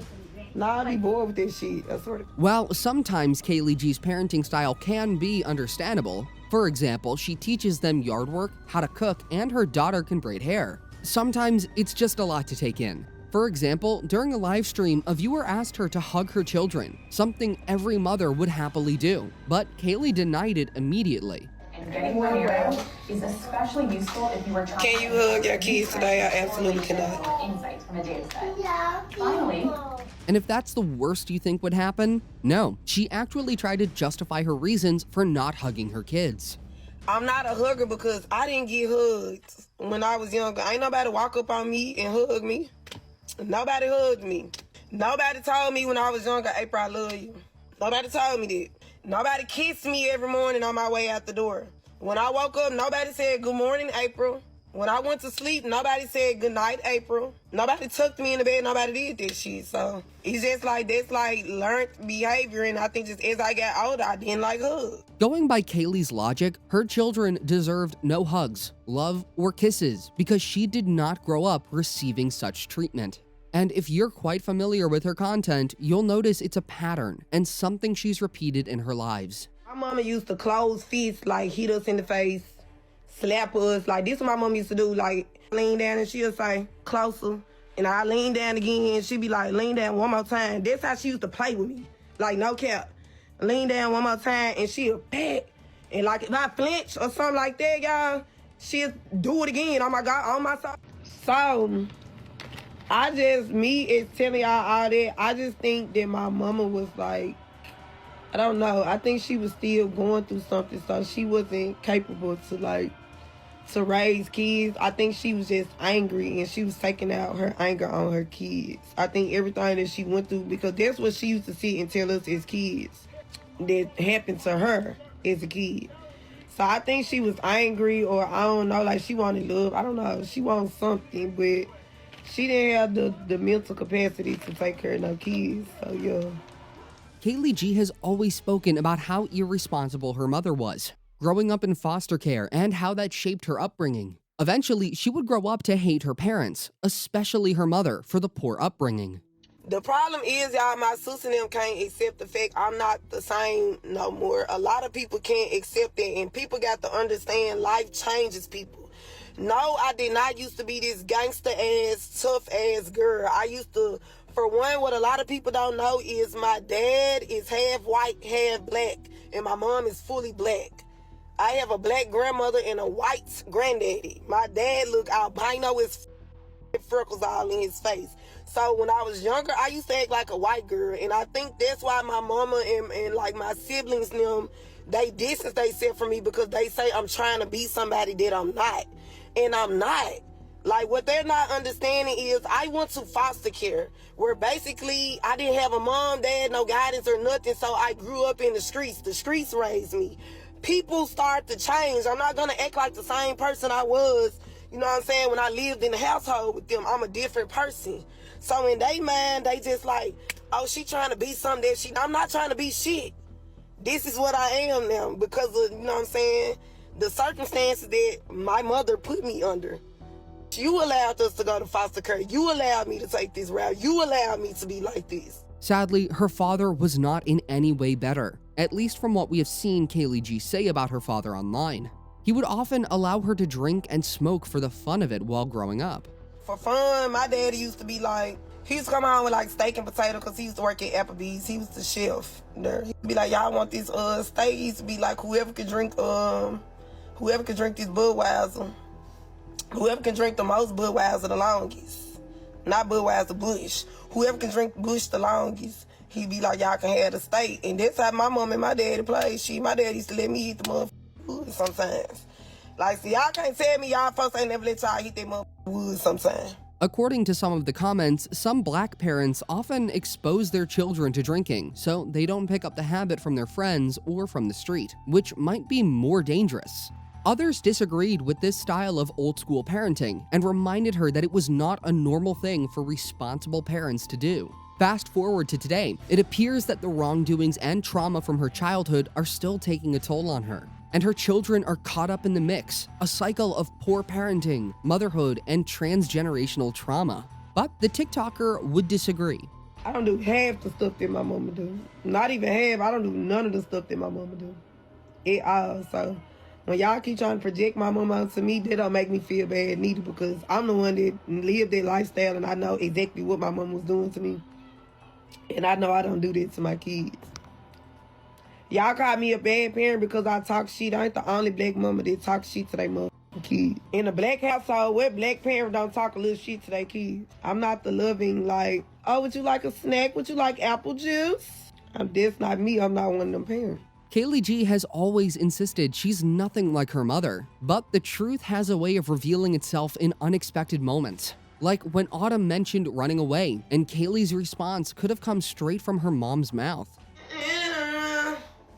I would have been ran away, and I don't give a fuck if she do. I'm telling y'all right now, I wouldn't give a fuck. I'm not going to look for nobody or nothing. Yes, 911, I want to make a missing person, runaway report, that's it, that's all. I ain't finna do it. I'm not getting in my car running on up and down the street. She'll find out if she leave this motherfucker that life ain't what she think it is out there. She can listen to the internet if she wants to. According to some of her fans, she was only rage baiting her audience for engagement. However, considering her history of talking down to children and her track record as a parent, others believed there were some truths to what she said. But if you think that's the height of it, we're just getting started. One morning, the TikTok parent told her daughter, Autumn, she wouldn't be going to school because she didn't feel like driving. Yeah, I'm not even going to explain why I can say I don't feel like driving and I can keep Autumn at home. I got to understand it with the Board of Education. I got to understand it with her principal at the alternative school. We got to understand it. We talked. And I don't have to explain to the internet why I can sit on this bitch and say I don't feel like driving. And I'm not going to drive. And I don't have to. And ain't nothing going to happen to me. Ain't nobody going to come to my door looking for me. Nothing is going to happen. But when the audience told her that the kid needs to go to school, she responded, "Stay out of my business, man. Y'all business. That's y'all probably always in the business. Stay out of my business." While other parents would punish their children for cussing, Kaylee, on the other hand, encourages it. Also, she claims that's how it is done in black homes. And why y'all talking about me? Y'all getting me paid. Oh, Clocky. Go on, say your favorite line. Okay. Can I cuss? Okay. Big head. I can't be talking. Y'all lost. Y'all lost the fight before, like when y'all was 12. Baby, the girl that mac y'all. You gonna do what? You gonna make that shit? Yeah, y'all was like this. Shoulder.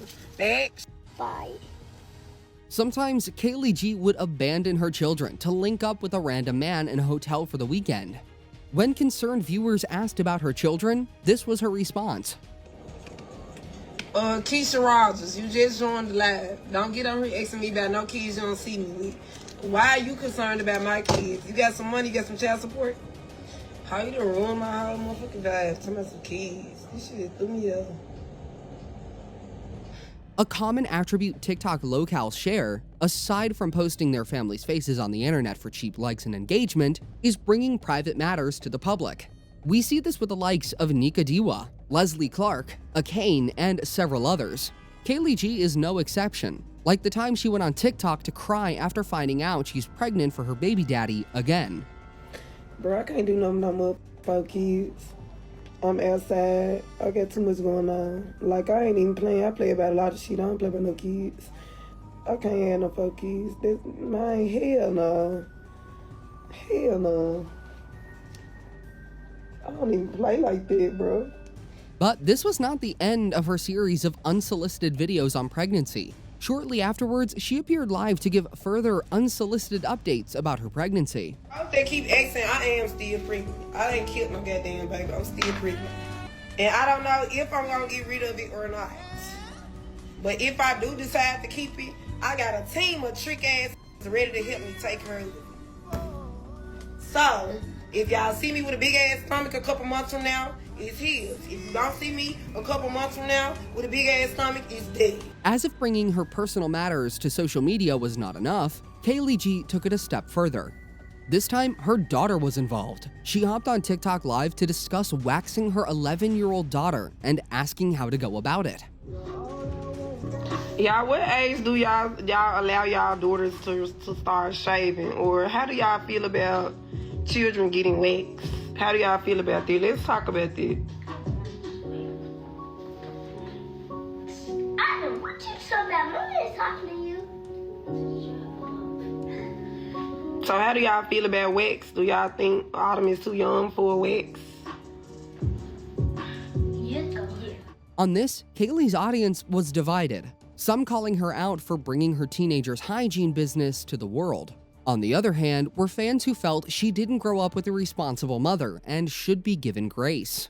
For some reason, Kaylee G loves to see kids fighting. In fact, she encourages her kids to do the same. Turn that fan on. I'm greased up, ready. Yeah, Autumn, you put grease on your face so when them bitches be eating you, they leaks just glide right on off your face. Yep. This is Kaylee G, greasing her body and preparing Autumn, her 11-year-old daughter, for a fight with her baby daddy's sister. Oftentimes, her fans have raised concerns that the TikToker is exposing her daughter to activities beyond her age, and she looks too grown. But Kaylee G had a strong message for her critics. Autumn is not no 13 and she not 12. She just turned 11. She was 10. She just turned 11. I'm sorry that she got boobs and she starting to form a little ass on her, but she is not no motherfucking 12 or 13. She literally just turned 11.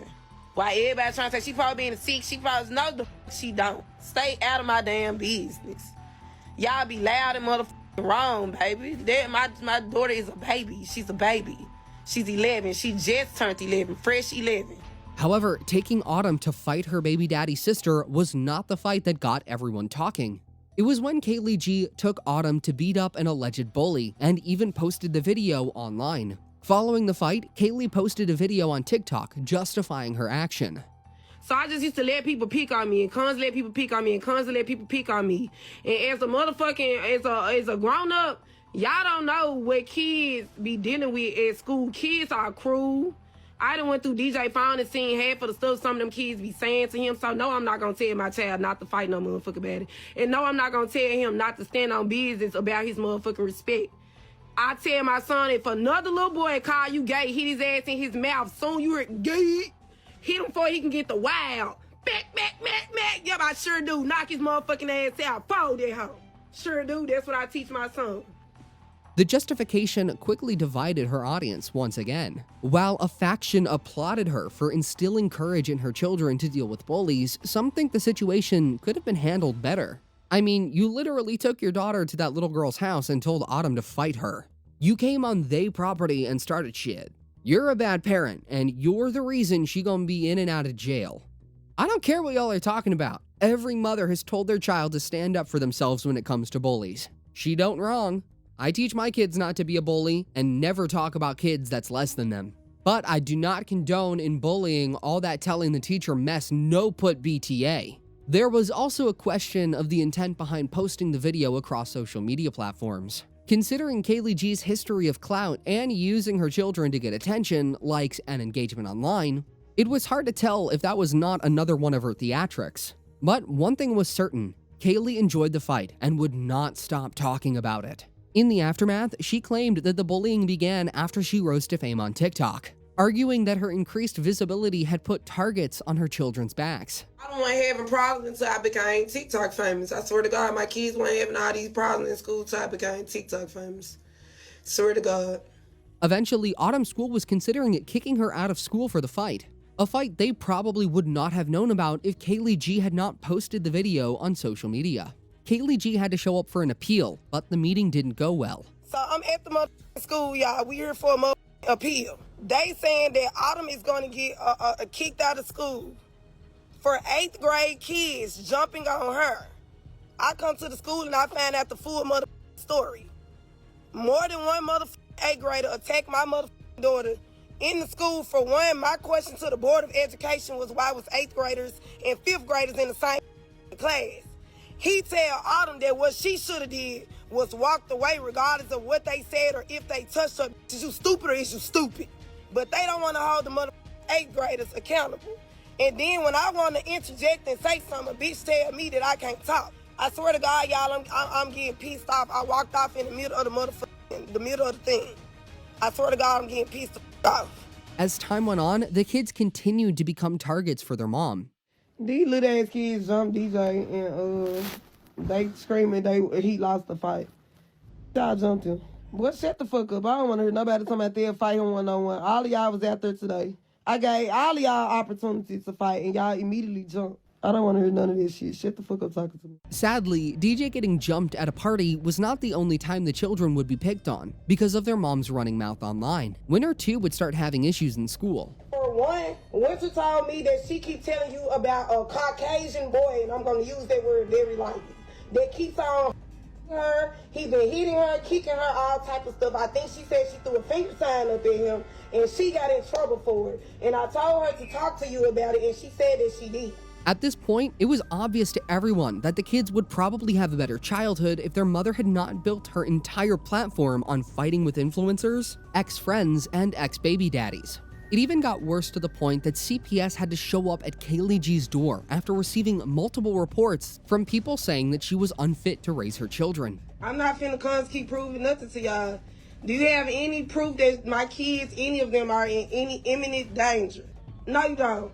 You can do your investigation that does not require my participation. So please do not come back to my house unless you have a warrant. And I know that. That's what I'm saying. I don't know why you coming here. Thank you. Come here, Autumn. Kaylee G refused to cooperate with the CPS representative. Except they came with a warrant. Before leaving the residence, the officer briefly spoke with Autumn to assess her safety and well-being. Autumn, how you feeling? Good. Okay. Do you feel like everything's okay? Yes. Do you feel like everything's normal? Yes. Like it's supposed to be being done? Yes. Okay. All right. So I'll talk to my supervisor about it and see what she wants to do forward. Okay? All right, thank you. You have a good day now. Be careful. Look on my door. Bitch, she done got her fat ass up and came all the way over here.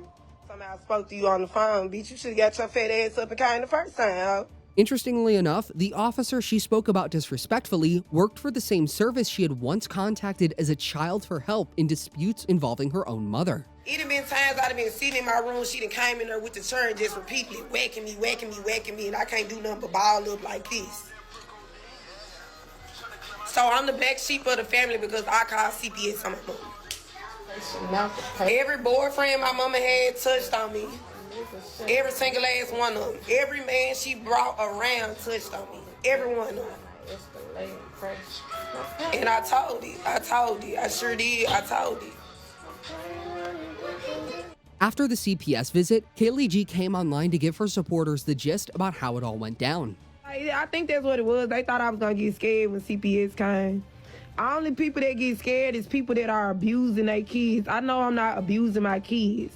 I just have a different parenting than what y'all like. So to y'all, I'm a bad mama because I'm not parenting my kids the way y'all probably would want me to parent them.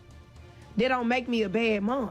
She has a point here. On one hand, Kaylee G doesn't physically abuse her children, as far as we know, and choosing to parent her children as she wishes doesn't make her a bad parent. However, at the same time, Kaylee G's style of parenting seems to be doing the children more harm than good. As far as we know, they have poor grades, steal in school, use foul language, and get into fights every time. Also, she uses her children as bait for clicks, allowing adults on social media platforms to talk about them, voice their opinions on their lives, and get mad when they do. But parenting issues are just a section of Kaylee G's life, even though they account for a chunk of her engagement online.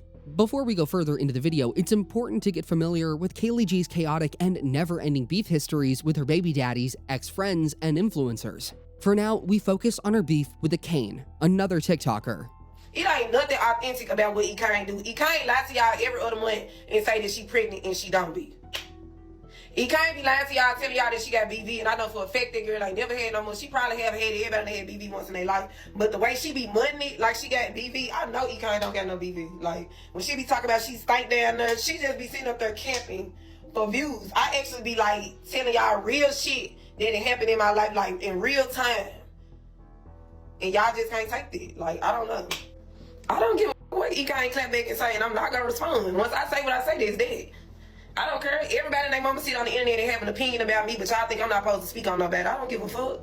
Initially, Kaylee G used to be a big fan of Accusations, but as time went on, fans began to notice that she started copying Accusations and wanted to be like her so badly. She wants Accusations' attention so bad. She's obsessed with Accusations. As we dive into the story, you'll soon come to learn that both Accusations and Kaylee G are not entirely two different people. Or let's just say they have a lot in common. Both are considered bad parents on TikTok, although Accusations seems to love her children, take care of them, and is nice to them. The beef between Accusations and Kaylee G started after Kaylee G came online to share that Autumn and DJ failed their grade and would be in the same grade again next year. Now y'all need to apologize to Autumn and DJ. I'll show y'all DJ report card too. But y'all need to apologize to Autumn and DJ for calling them slow. I thought y'all fucked with Autumn. Why y'all switch up on Autumn because she failed? Why y'all switch up on Autumn because she failed? During Accusations live, someone dropped it in the comments that Kaylee G's children failed a grade. Accusations read this out loud, and it led to an interesting back and forth between her and Moomies, Accusations' daughter. Kids failed a grade. And that's why I go fail a grade. No, the hell you not. I'm gonna be bad. No, the hell you not. Yes, I am. No, you're not. Yes, I am. No, you're not. I'll go get an F. No, you're not. I'll go make myself get an F. No, you're not. Yes, I am. No, you're not. Yes, I am. No, you're not. Yes, I am. No, you're not. Yes, I am. No, you're not. Yes, I am. No, you're not. Yes, I am. No, you're not. Kaylee G was angry that Acane had made comments about her kids' grades, which made her feel bad. And to her, that justifies anger towards the TikTok influencer she once admired. I ain't gonna lie, I'm not fucking with no Ekine. I really don't think I'm fucking with her. Ekine got a little more going than me, but I ain't broke. And the bitch still ain't finna talk about I ain't finna put her mouth on my situation and she can't talk. I don't give a fuck. When y'all right, y'all right. Her money might be longer than mine. But hey, I ain't broke. Cause you talking about. I do watch her a lot. I ain't gonna sit up here and lie. I did watch her a lot. I actually fucked with her, so to see the bitch get up on her out of all people and speak on the situation, when she the main motherfucker that gave me the idea. Acane didn't pay too much attention to Kaylee G's clapbacks and was not interested in having a back and forth with Kaylee. Hey sisters, Kaylee G said don't speak on her. I seen it. She called me a bald eagle. I didn't even say anything. All I said was what she said. I didn't even speak on anything. If I'm a bald eagle, would that make her an ostrich? I guess so. But me, I'm not gonna go back and forth with that girl. But in one of Kaylee G's clapback videos, she mentioned that Acane's daughter acts like a 3-year-old. This, Acane would not let slide. Here's Acane's response to the shade. Mommy. They said you talk like a 3-year-old. What the hell? Mommies do like to act like a baby sometimes because she's a baby. She's the youngest.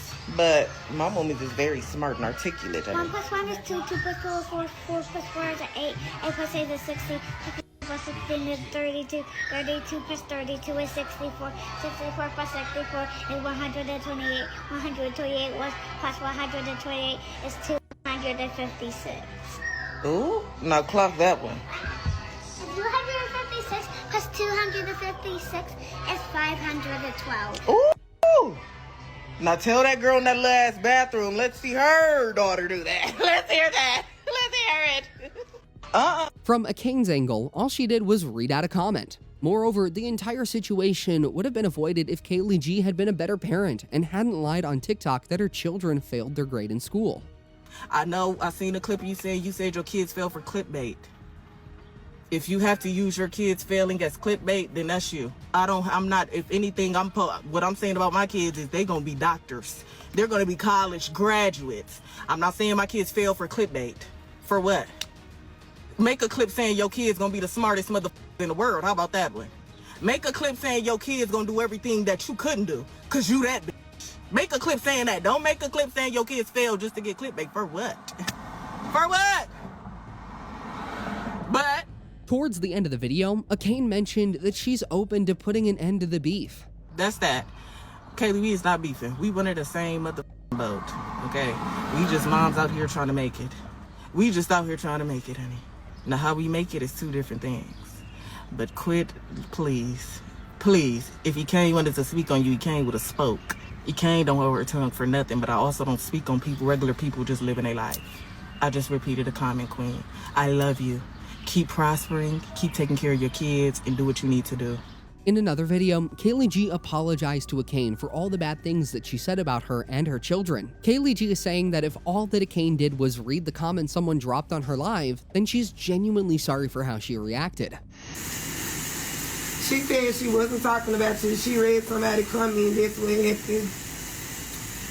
Well, if that's what she really said, I genuinely apologize for the nasty and rude things that I said about her. But the way the video was clipped, she was talking about my kids. They made the same video. So if she wasn't talking about me, I apologize. After the beef died down, Kaylee G got involved in another beef with Azzy, another creator she's never met. She sit there every motherfucking day with them young mouth ass braces in her mouth and going motherfucking live and shit. I don't do that.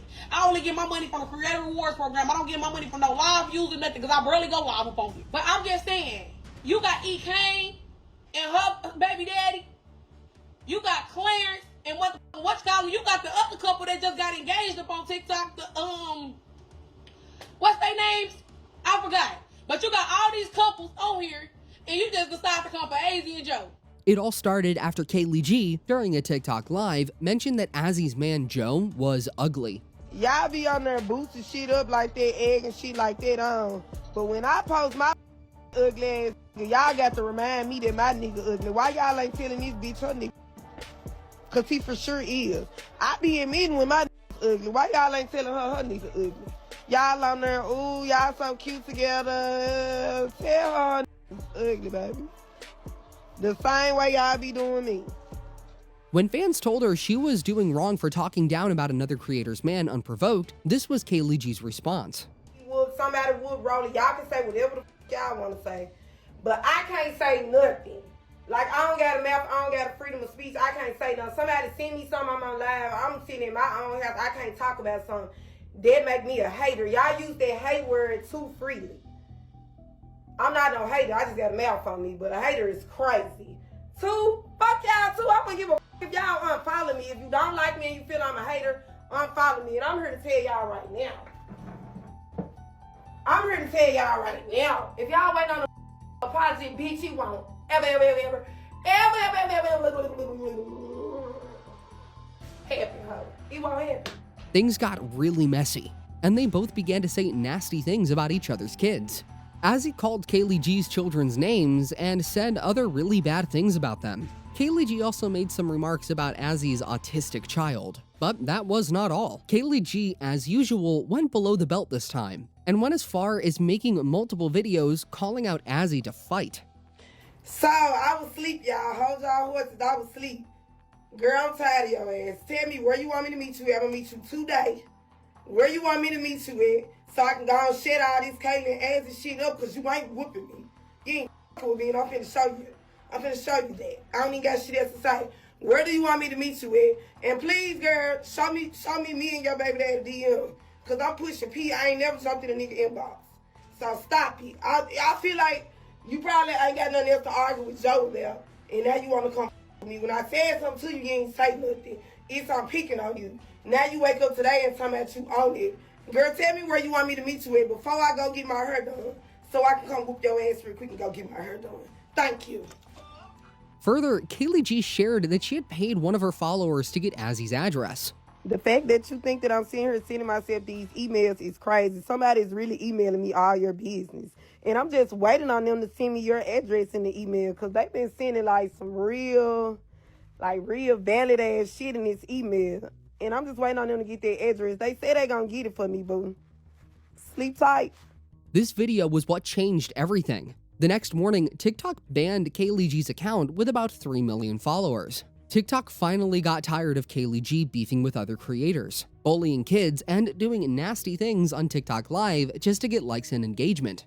As expected, she appealed the ban, but TikTok said that she went against community guidelines, meaning the account will most likely not be recovered. Kaylee created a new account, but it appeared to have been banned as well.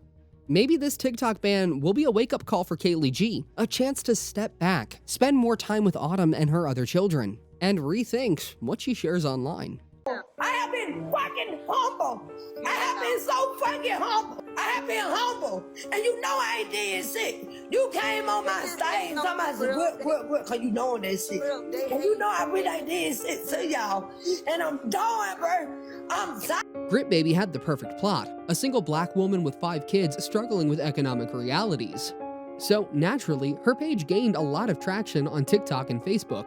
The struggling single mother trope has always been a bestseller. I mean, people see a poor woman trying to put food on the table for her kids, and they instantly want to help.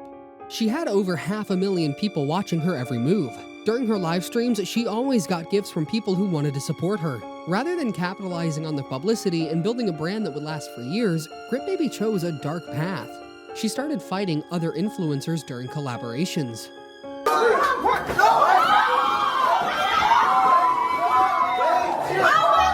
People began commenting on her negative behavior and the possible consequences for her platform. This Grit Baby situation is out of control. Over the past 5 to 7 days, I've been seeing Grit go back and forth with True Mom's Tiana. I know it can't be easy raising 5 kids when you're practically homeless and alone, but some of the things Grit Baby did were just wild. She used her platform to allegedly scam her followers, using the donations she took in her children's name to fund her addiction. Also, her priorities were always all over the place when it came to spending money. What's so you already know we're heavy, so since y'all so work. Why was she buying Jordans for her kids when they sleep in crappy motels and hardly get a balanced diet? Fans were outraged because it looked like Grit Baby was taking everyone for a ride. Scamming her followers and misplacing priorities were the least of her problems, though. Child Protective Services investigated her multiple times for vile actions. I'm talking about allegations of kids witnessing things no child should ever see. Men coming in and out of the motel room. Substance is happening right in front of the children. Grit Baby even got called out for allegedly putting her hands on her kids. When people reached out to help her foster her kids while she got her bearings, she turned them down because those kids are the ticket to her money. True mom offered to take the kids or to help her with the kids, and she doesn't want that. She retaliates by saying, "Oh, my daughter beat you up."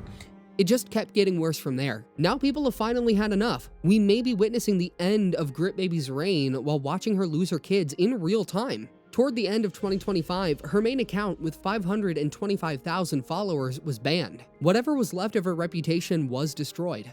I've gone down the rabbit hole of Grit Baby's antics, and what I discovered is even more shocking than you think. But the real question isn't what happened to Grit Baby. It's what happened to those kids who had their entire childhoods exploited for content while permanently living in crisis mode. Let's break down her scandals one by one. The Grit Baby Family of 6 account pulled in thousands of viewers who genuinely wanted to help. Olale Johnson, Grit Baby, effortlessly won over her followers' sympathy, at least for a short while.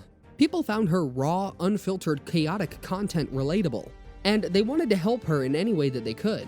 But here's where things got messy. Grit Baby would go live on TikTok at odd hours, like 2 in the morning, begging for donations. She claimed that she needed the money for motel rooms, food, or her kids. It was always something. Can you pray help me? Come and help me. Come and help me. I'm in need. Come and help me. I got 5 kids. I'm not making this up. I'm in the room. I'm in the motel room. Look how we sleeping. We got beds, all kinds and stuff. Thank you. Thank you so much, Chocolate. Thank you. Now, you might be thinking, okay, she's struggling. What's wrong with asking for help? Well, on the surface, nothing was wrong. But when you take a closer look, you'll see that she was begging for donations without ever showing what she was actually doing with all the cash. That was the problem. With zero accountability and her shady attitude towards many influencers who reached out, it became clear that Grit Baby didn't really want help. She just wanted cold, hard cash, indefinitely. She's also living in a motel with her kids. What I understand to be what's going on is people are trying to help her, but she doesn't want the help. She wants the money on. See, this is the pattern that people started noticing. Grit Baby didn't want someone to pay her rent directly to the landlord or buy groceries and have them delivered. The comments were flooded with people that could see through her antics. Critics accused her of scamming her followers by exaggerating hardships, with some claiming she made millions online but kept begging as if she was dead broke. One TikTok user said, "Why is she begging on the same day TikTok paid her?" One replied, "They were playing the Cash App game, but I think Grip check she got Wednesday wasn't what she thought, but Grip lies so much I don't know." Another said, "You know why? This woman is on something." Yet another user pointed out how Grit Baby had been asked to stop begging on TikTok Live. I thought they told her to stop that. Didn't she already have the opportunity? That's right, Grit Baby did get an opportunity to improve her family's living conditions. But as the next user pointed out, she messed it up. She messes up every opportunity she gets. The comments continued, "Took advantage and blew it. Literally on blow. Nah, it don't be begging, it'd be lying. They start lying. When it worked, they lie more and everything becomes a lie." The constant begging, even after getting paid, pissed people off, no doubt. But it wasn't as bad as what came next. The Jordan scandal. Grit Baby posted photos and videos of her children buying Jordans. I mean, they were barely getting by. They looked unkempt. And they most likely needed clothes and school supplies. But no, Grit Baby believed Jordans would do the trick. At this point, spectators became outraged. So Grip at the mall, buying all her kids some Jordans. Her priorities is just all up. She think cause buying her kids Jordans make her a good mama. She talking about now everybody shut up. No, everybody's not gonna shut up, because you could have took that money, bought them some clothes too, and got them some nice little shoes. What about they head? Her choices seemed illogical, and people started suspecting that Grip Baby may have some mental health and addiction issues that were undiagnosed and untreated. Now me, I have family members like this, so I already recognize we can see that there's some mental illness going on and also some substance. I mean, the signs were pretty obvious. The constant need for cash and ongoing housing issues, even with income, were common among addicts. I should also point out the late-night lives with chaotic energy and excuses that never add up. There were times where she appeared to be sniffing something behind the camera during live events with other creators. But Chicago CC, we finna turn up. We finna turn. I know she's trying to have, girl, a gang ball. We finna turn up. We finna turn up. Hold up. A lot of people watching those lives knew exactly what they were seeing. It was as clear as day. We've been new Grip play with her nose. CPS? My cousin do that same face after, so yeah. Wow. She needs prayer. Crisis became a fixture in her life because crisis equals content, and content equals cash. Some fans started complaining about Grip Baby getting cash donations every time instead of getting real help for her mental health and her kids. One user said, "She's definitely delayed. So why people don't invest in trying to get her help instead of just throwing cash at her? Obviously her self-esteem has to be low, so what exactly did you think she would do with that money? She did her." The fact that it's a lot going on and she does need help, but she doesn't want your assistance if you're not putting it in her hand, if that makes sense. She's one of those type of people. It was just business, and she wasn't about to get cut off from her supply anytime soon. The only explanation that made sense to most people watching was that the money was going somewhere other than housing and caring for her children. What I know about addiction is that it's expensive, it's all-consuming, and it makes people do things that don't make logical sense to anyone. And the last thing I'm gonna say is, once y'all heard the intro to all her videos, y'all should already know what's going on.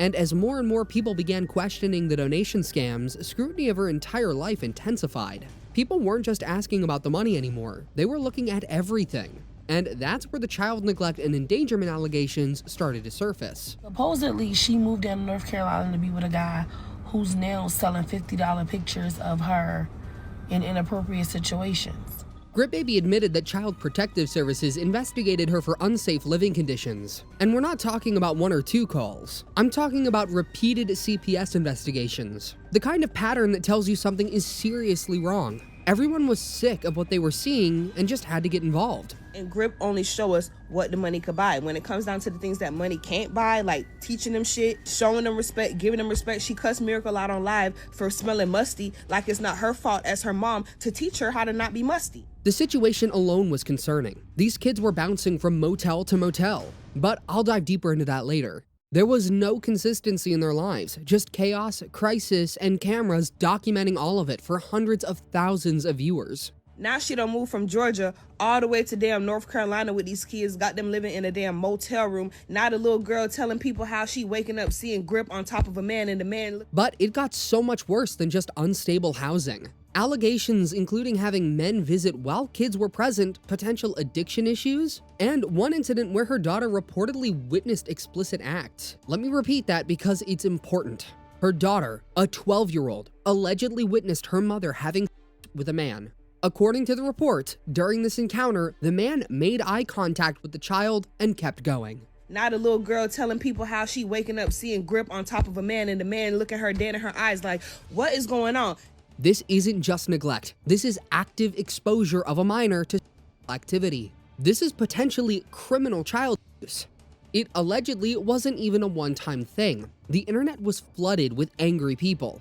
It looked like she was trying when she first started out, but you can clearly see the lady done relapsed. Them kids are no longer clean with their hair done and well groomed. This is sad to watch. This one said, "I'm not understanding how anyone had respect for Grip, because I could tell she was an addict from the first video I saw." The comments kept coming.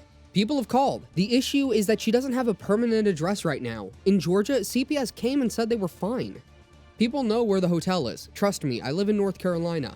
Okay, so what is the hotel, and do you know Grip Baby's real government name?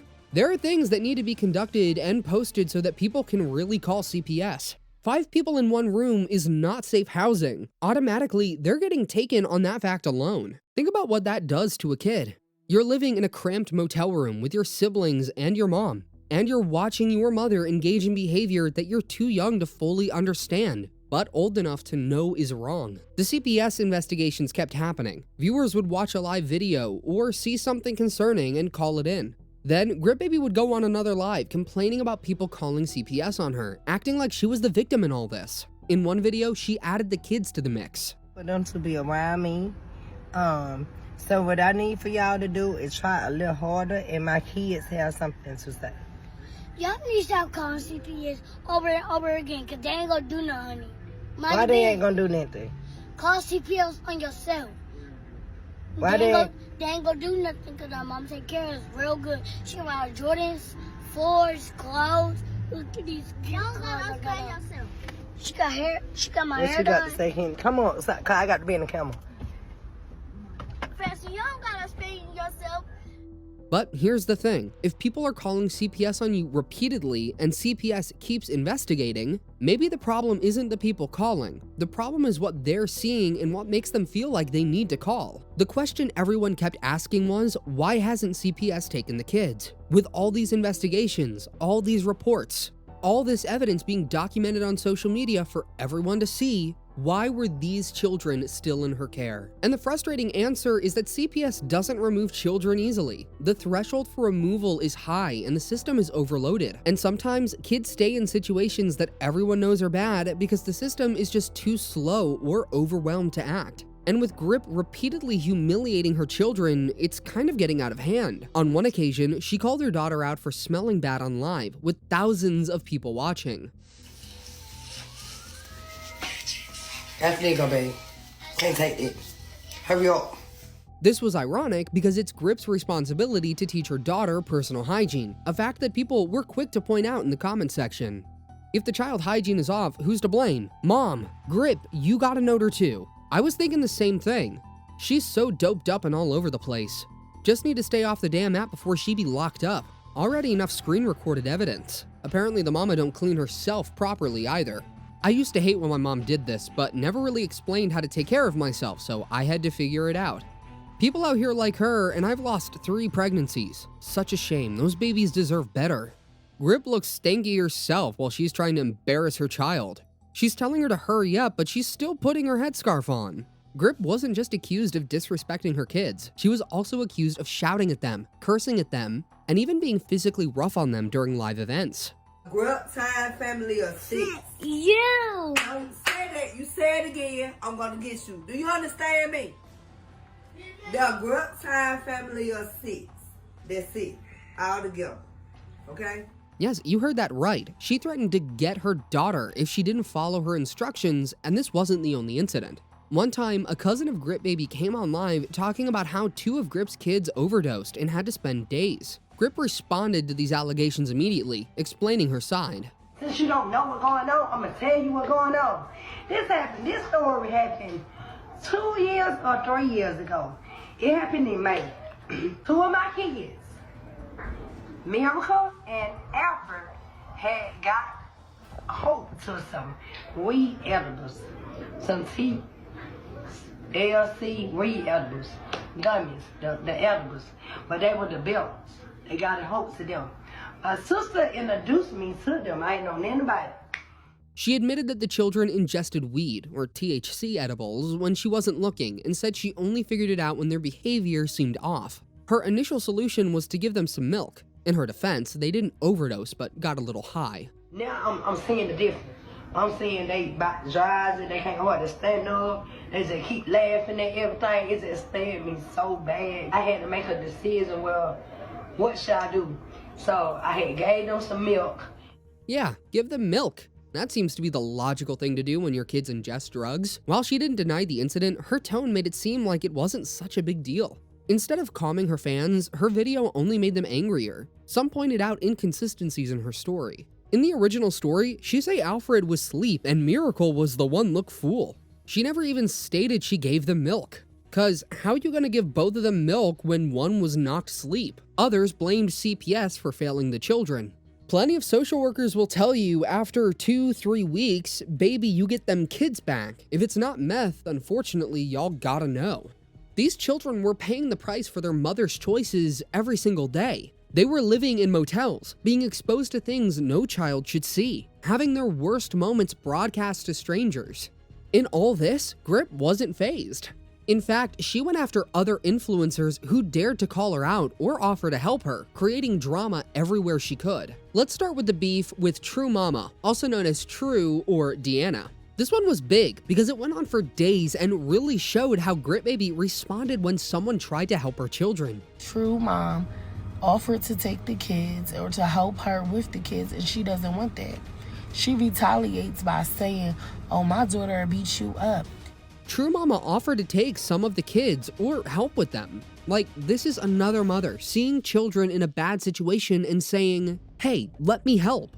That should have been met with gratitude or at least consideration. Instead, Grit Baby went off. She retaliates by saying, "Oh, my daughter will beat you up. Your daughter doesn't dress as nice as my kids. Your daughter don't even keep her nails and toes done." What? Someone offers to help your children who are living in motels and being exposed to who knows what, and you come back with, "Well, my daughter dresses better than yours?" That tells you everything about her priorities. Her response pissed True Mama off. Goddamn nerve to get up on here and call my baby ugly. Like, out of all the stuff you could have said bald head, you could have said anything bad. I would have took bad, but you said ugly. Out of all things ugly, yeah, you definitely on that stuff. It wasn't about the kids' welfare. It was about her ego, about not wanting to look bad and maintaining the image that she had everything under control when she clearly didn't. True Mama was living her best life with her child. She had the resources to help, and she was genuinely offering them. Eventually, Grip folded and seemed ready to accept assistance from True Mama, but it was too late. More money than me right now, so I couldn't get to her. She'll have to come to me, and like if we do like collab, like Enoch or something, she would have to pay for it because she better off than me. Right. She better than everybody. I mean, you kept it G. You kept it G. Then there was the whole thing with Big Mama. This creator offered to buy school supplies for Grit Baby's children, like basic stuff kids need for school. This should have been simple. "Thank you, my kids appreciate it. Done." But no, Grit Baby turned it into a whole thing. She saw it as an insult, as if Big Mama was trying to show her up or embarrass her, and started a public feud. Her response was wild. You messaged me and told me your advice. Somebody, you got some advice for me. Then I asked you for your advice, Big Mama. Because if we want to talk about some advice, I got some advice for you. I need for you to learn how to cook and start feeding them kids. Grip's drama would always generate views and engagement, and the kids would continue to suffer while their mother fought people on the internet. They kept people engaged and gave her something to talk about in her lives besides just begging for money. But something was wrong. While the feuds generated engagement, it was also showing the world Grit Baby's pattern of refusing help, especially for her children. Everyone was watching, and they saw through her behavior. Grip, I'm going to hold your hand when I say this. Not everybody trying to attack you. It's that powder speaking, trust me. I've dealt with family members who struggle with addiction or have struggled with addiction, but she's stubborn like my brother, won't let nobody help her. Her true self is showing, SMH. It really is, and I'm so disappointed. What the hell, Grit Baby, how are you gonna talk bad about Big Mama? She's a good woman. All she wanted to do was help another mom and kids. Wow. I hope you don't ask for help again, cause someone gonna hurt your feelings. Big Mama still feed her kids, and them kids don't look like they're having fun. Okay, if she messaged her privately, why did she take it to the internet place? Shaking my head. The feuds also brought more attention to her situation. Those who may never have heard of Grit Baby otherwise would stumble upon one of these beefs, start looking into the situation, and discover the motel rooms. The neglect allegations. Each feud expanded the circle of people who knew what was going on and were concerned about those kids. Even when she was invited for collaborations with other creators, she still found ways to ruin it, in some cases getting physical.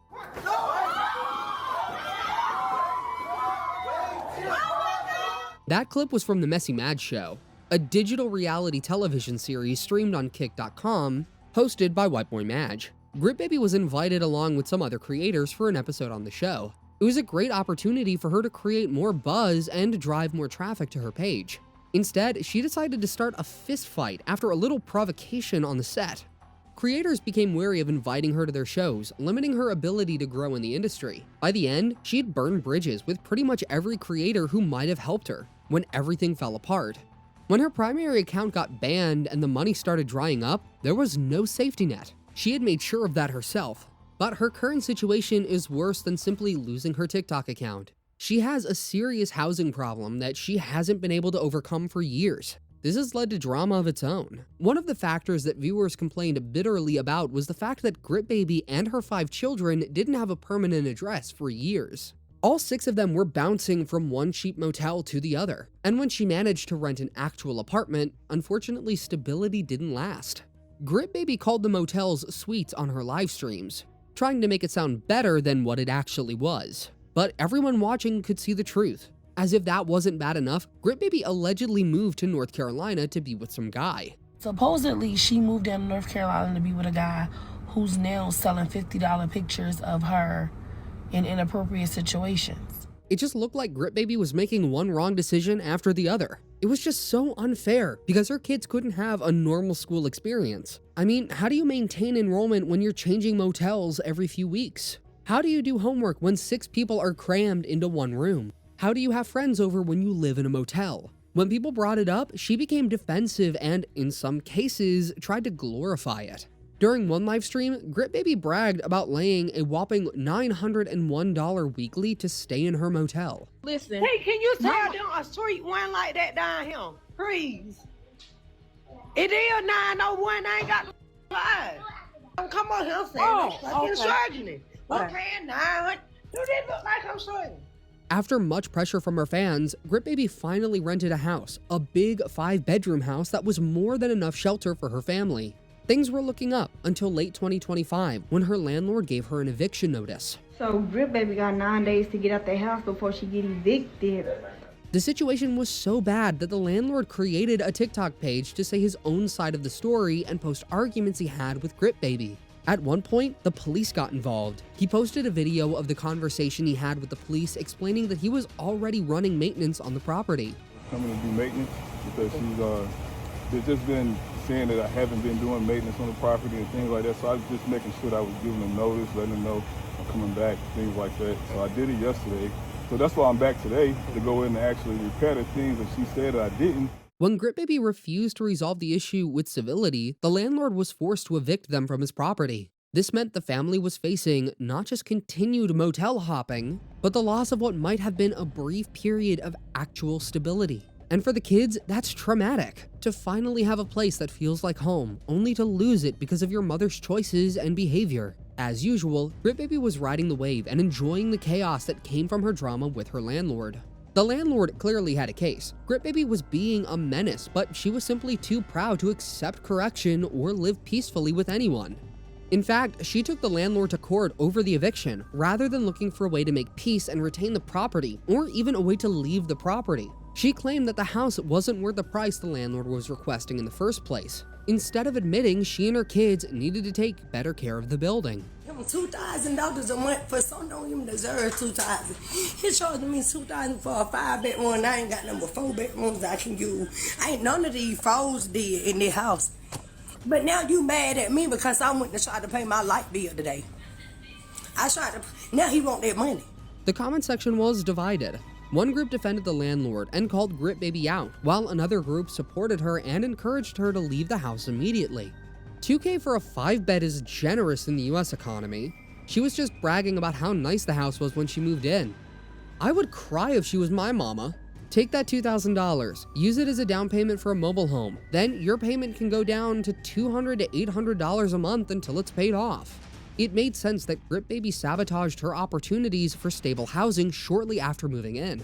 After all, if she got stable housing, what would she talk about? The crisis itself became her brand. Help me, I need a place to stay. That was her pitch. And it worked, at least for a while. In a way, the instability protected Grit Baby from accountability. If you're always on the move, it's harder for systems to catch up with you. CPS in one county might investigate, but by the time they complete their assessment, you've moved to another county. Schools can't track attendance if you're changing districts constantly. But this protection came at the cost of her children's well-being, safety, and development. They needed stability. At this point, people were already frustrated and calling for her cancellation. Grip Baby needs to be canceled. First, she's on live doing drugs. Then her kids in the background, basically naked on live. No pants, no underwear. Let's not forget, the kids are being used. When they do a video, they have to talk. If they don't know what to say, she has a fit. She wants her kids to teach her how to use a camera and be a content creator. What's particularly frustrating about Grip Baby's situation is that the solution was so straightforward. All she had to do was accept help. Let someone pay your rent directly to a landlord. Let someone set up a stable housing situation with oversight to ensure it's maintained. Put your children's needs above your need for control and cash in hand. But she couldn't do it. Or wouldn't. And as her main TikTok account got banned, the reality hit. Without the donation money from live streams, how was she going to pay for even motel rooms? There are still other backup pages, but none as big as the page that got banned. She moved the family out of the 5-bedroom, and they're probably back in motels. Okay, so I'm filming this house for my purpose. This how I left it. This how I left it. We're gonna come back and get all that. The situation is a sad watch, and if she doesn't get her account back, it's going to get even worse. The whole thing was a disaster that didn't have to happen. Grip Baby's kids deserved better than growing up in a series of motel rooms.